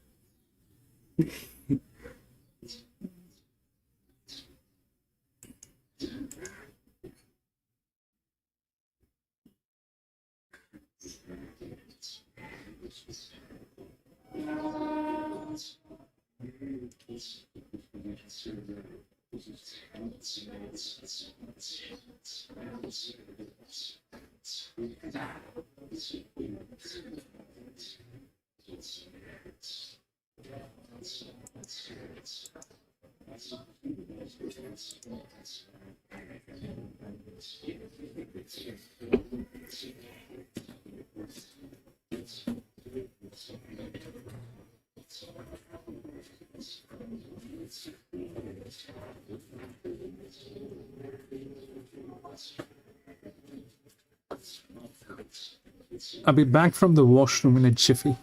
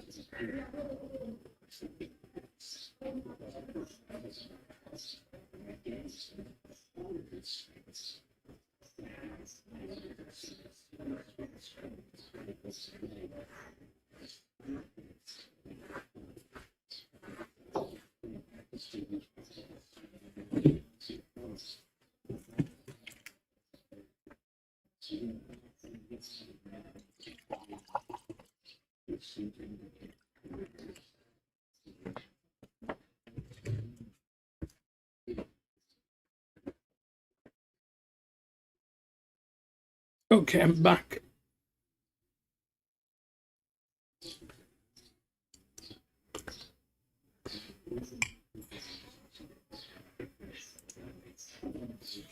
It's just one little thing that I think it's the best time to share that I lost a friend last month, and I kind of am in a situation where I cannot say no to what his family is asking for at this point of time. So, which means that I have to travel on Wednesday, and he passed away last month, and there's a few things that his family is stuck with, especially the insurance and the rest of the things that they had. So I'm not sure if I'll be able to stream on Wednesday, but if I'm not traveling, I'm definitely going to stream. But if I'm traveling, then I'll be streaming back again on Saturday. So that's just a thing that has to be taken care of. He has left a family behind, and they're kind of a little helpless situation at this point of time. So probably Wednesday I won't be able to stream. That's what is going on at this point of time. But if it doesn't happen, then I will. If I'm not traveling, then I will stream on Wednesday.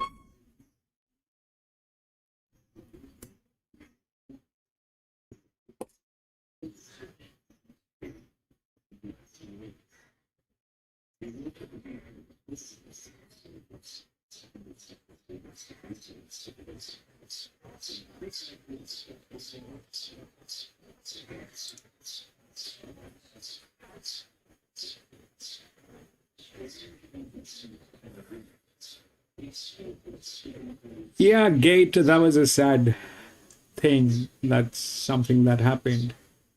We lost him. But it was something that I kind of anticipated, I asked him, he bought a bike, he bought a motorcycle at the age of, he's as good as my age. We are like in our late 40s. He bought a motorcycle, which is like some freaking 3000 cc or something like that. He bought that motorcycle, and now and then he used to go out with that motorbike, and he used to ride it. He loved riding, but the way he did, I asked him not to do that. But a lot of people, it's not like just me who asked him not to do that, but a lot of people asked him not to ride it that early in the morning, because the traffic is very bad here in India. But I think it's all, whatever is going to happen is going to happen. We can't stop it. So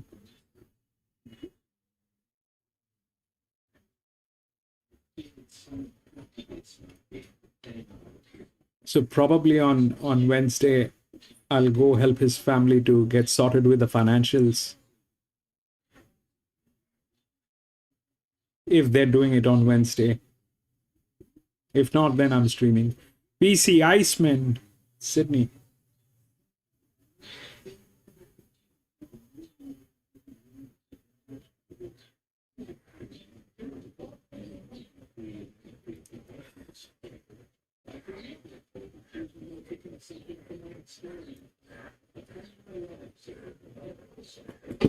Hobby is good. There's no harm in buying a motorcycle and riding it, but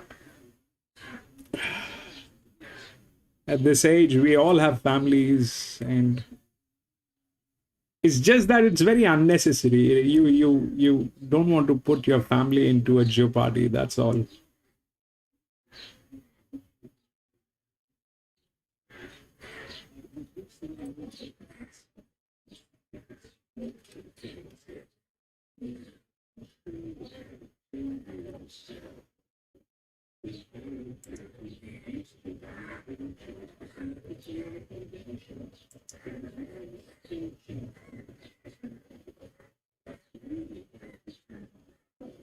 Sydney, you mean Rosehill?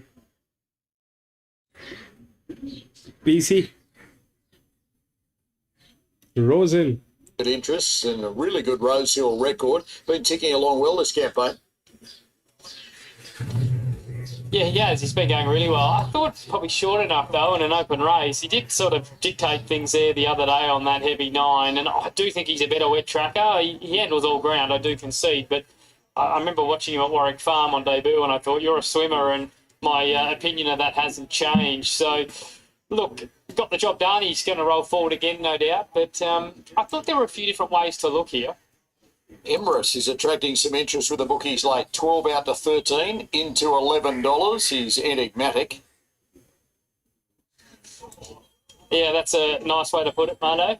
He's been a frustrating horse for a long time for punters and probably for connections as well. All the ability in the world, but hasn't quite put it all together. He showed a lot of promise a couple of years back, and yeah, he hasn't gone on. But look, it's there, just whether they can find it, that ability, because he would be winning a race like this at his best. Anything goes is 16 to 19, just spec into $18 is the other little nibble in the race. As for you're on top of it, 19 out to 26, back to 21 late. Kapakiri with the bookies. Yeah, look, he's a horse that's going to appreciate further, but just this distance range is good for him fresh. And like I said, his fresh runs the last 2 preps have been little hidden gems. So, yeah, he might need the run, but I think he's a knockout hope here. As we wrap it up with Darren. $3.10. Seven's the second pick, 480. Kirajala not without a hope in the market. Dylan Gibbons with results earlier today.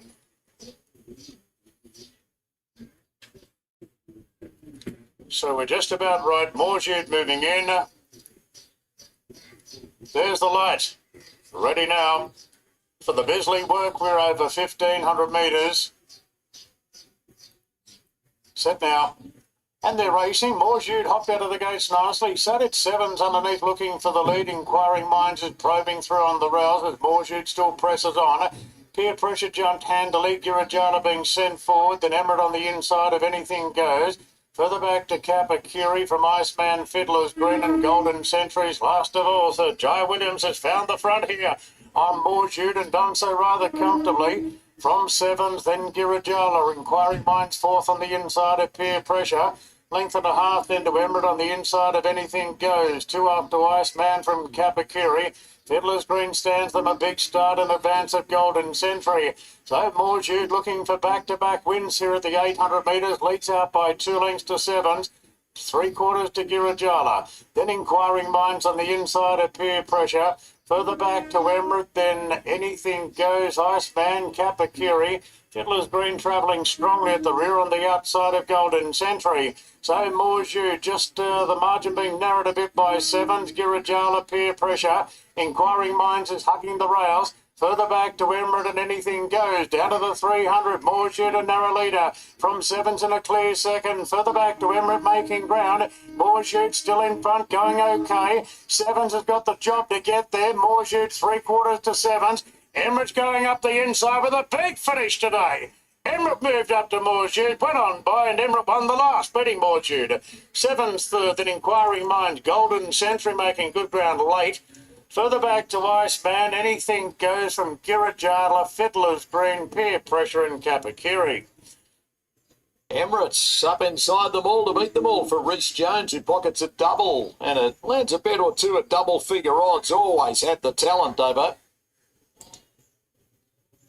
Yeah, he has, Mano, hasn't he? We've spoken about him many times in the studio, this horse. And look, he hasn't shown it for a while, but today, that was Emirate getting back towards his best. A couple of years ago, he looked like a really promising horse, but good to see him back in the winner's stall. Morjud, every chance in front, rolling along, he's racing really well. 7's has finished off too, but Emirate's his day today.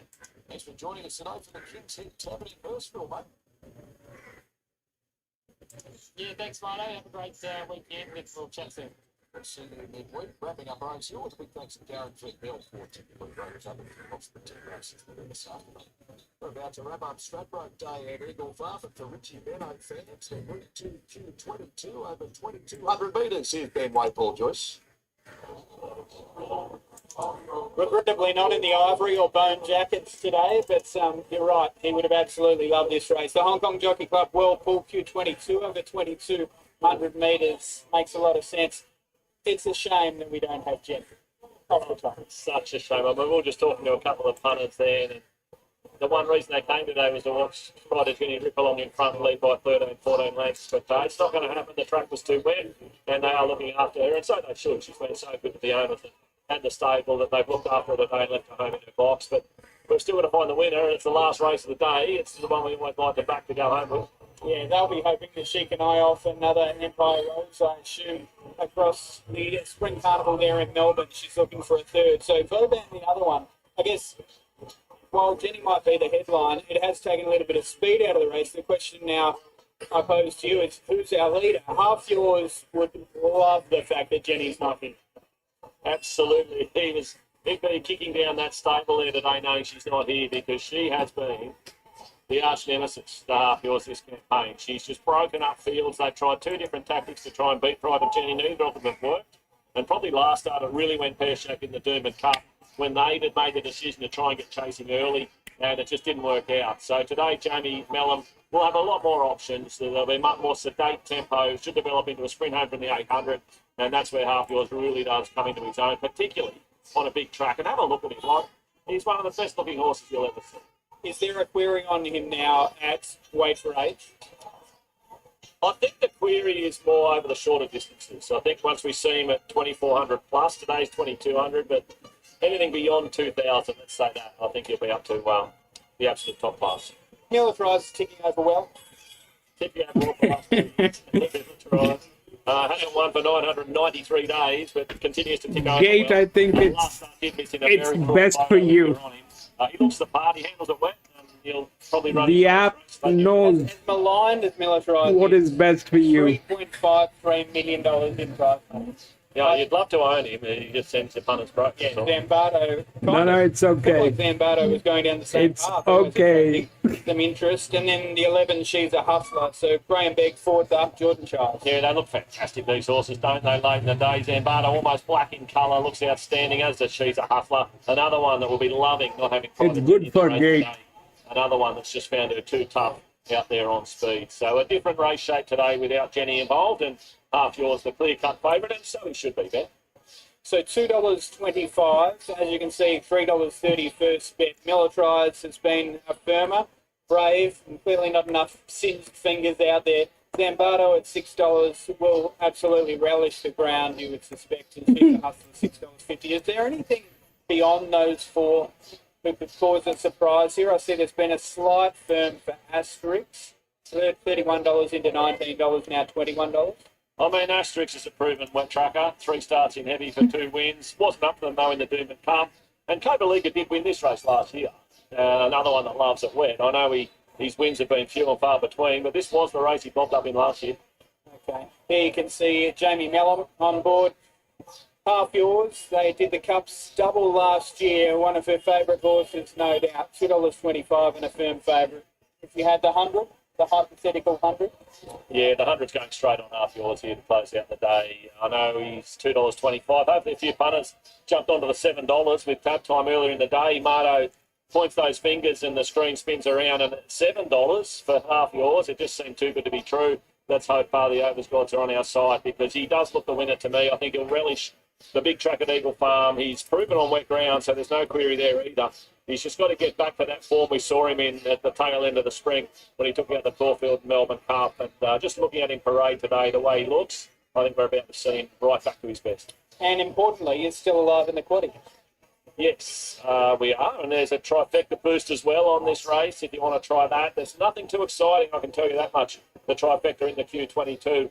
But if you take it and we get it, you should be turning a profit. So good luck if you want to play the trifecta in the last. But yeah, you're right for the quaddie. We've got Half Yours and we've got She's a Hustler going. 2 runners going for us in the last leg of the quaddie, and there should be a decent profit there with a good result in the Stradbroke.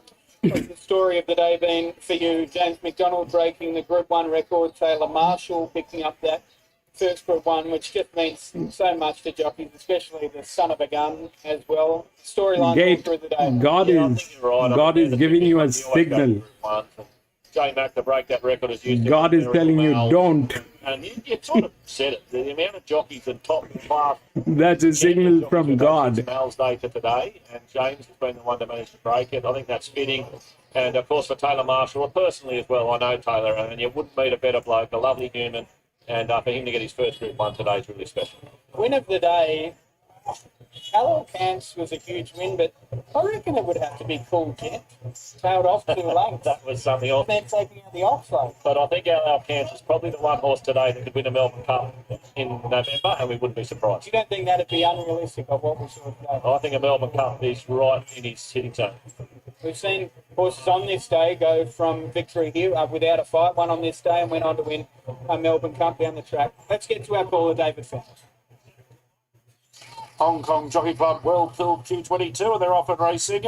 And the stayers jumped in an even line, all 9 of them. Let's try and find who wants to go forward. She's a Hustler as one, Zambardo's another, and Royal Supremacy going up outside that pair, and McDonald, who's keeping militarised right up to the mark to the inside, so they'll sort themselves at that quartet. Then Pounding, followed by Asterisk, Knight's Choice. Mellum's got half yours, second last around the bottom bend, and last year's winner, Kovalika, goes back to the tail of the field. They head up the side now, short of 1,800 left to Rana, and taking over was Royal Supremacy. He's going to be the pace setter. Goes clear by about 3. She's a Hustler in second, is going to get a good run. 3 away third, Zambardo, outside of militarised fourth on the rail. 2 lengths away to Asterisk, who's covering Pounding, and then half yours. He's third last of the one wide line outside of Knight's Choice, and Kovalika just bombing along, minding his own business at the tail end as Royal Supremacy went to a 4-length lead. Along the back straight, midway along the back, 1,300 left to Rana, and Royal Supremacy about 3 to 4 in front of She's a Hustler. Zambardo, 1 away third of Militarised, and neck back fourth on the rail. 1 length to Asterisk, who's covering Pounding. Half yours still third last. There's no change to the running order with Knight's Choice and Kovalika the last pair. I'd estimate 10 lengths top end to tail. They've reached the far turn. 1,000 left to Rana, and stop-start tactics on Royal Supremacy now goes out by 5. She's a Hustler second at this stage. Quite content to trail and not go up near the leader. 2 away third, Zambardo and Militarised. They've both had every opportunity in the runner. Third and fourth as they reach the half mile. Then Asterix on the outside of Pounding. Half yours has been in third last position from the get-go. 8 to 9 off the lead. They're heading down towards the 600. Knight's Choice on its inside, second last. And Kovalika whips them in. Royal Supremacy, can it keep going? Comes up to the turn, shifting its ground. The ball straight with a 5-length margin. It's the one they've got to try and gun down. Royal Supremacy trying to sneak away at the top of the straight leads. She's a Hustler, Militarised called upon. Then Zambardo, Asterisk. Knight's Choice, Pounding. Half yours with work to do, trying to run on. And then Kovalika, but Royal Supremacy. He's in full flight of the Q22, and he's got a margin, Royal Supremacy, with 100 metres left to go. They're chasing for by the money only. Royal Supremacy, well ridden, wins the Q22. 7, 9, third Militarised, half yours 5. more. Then She's a Hustler, Zambardo, Asterix, Knight's Choice, and Kovalika last over the line. Easy.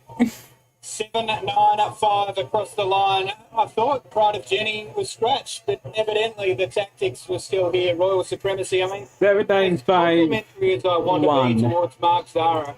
The rest need to have a good hard look at themselves. He's been able to find a 5-length lead prior to the turn, running a 13.6, 13.54 and a 12.6. He must have just been giggling to himself. So it's not necessarily a tearaway leader. It's the rest just refuse to chase. Poundings make ground late. Militarised $1.65, but just as they do with Jenny, they just looked at each other. They did, Ben. Look, I backed one that got beaten, so I won't comment. But that's the end of the day. Lovely working with you, Ben, as we throw back to Marto. Strategy Day's done for 2026, Marto, but I'll see you next week out at Ipswich. Great job, Joycey, together with Ben. Great coverage today from Stradbroke Handicapping. That is it, ladies and gentlemen. That was brilliant, PC. Both the races. Those were brilliant ones. That is it, ladies and gentlemen. We had 9 races today here at Eaglefarm, and that was the last one. But I'm not sure if I'm going to be racing back again on Wednesday. If I do, I will. If I can't, then I won't. And in that case, I will see you next Saturday. And I want to thank everybody who's been watching this stream from anywhere in the world. Thank you so much for doing that. It means a lot. And thank you, PC, for being there, my friend. Davos, thank you so much for being there, my friend. Gate, thank you so much for being there, my friend. Jimmy, thank you so much for being there, my friend. Tuna, thank you so much for being there, my friend. Araman, thank you so much for being there, my friend. Thank you, gentlemen. I'll see you again in one of the tracks, maybe on Wednesday or on Saturday.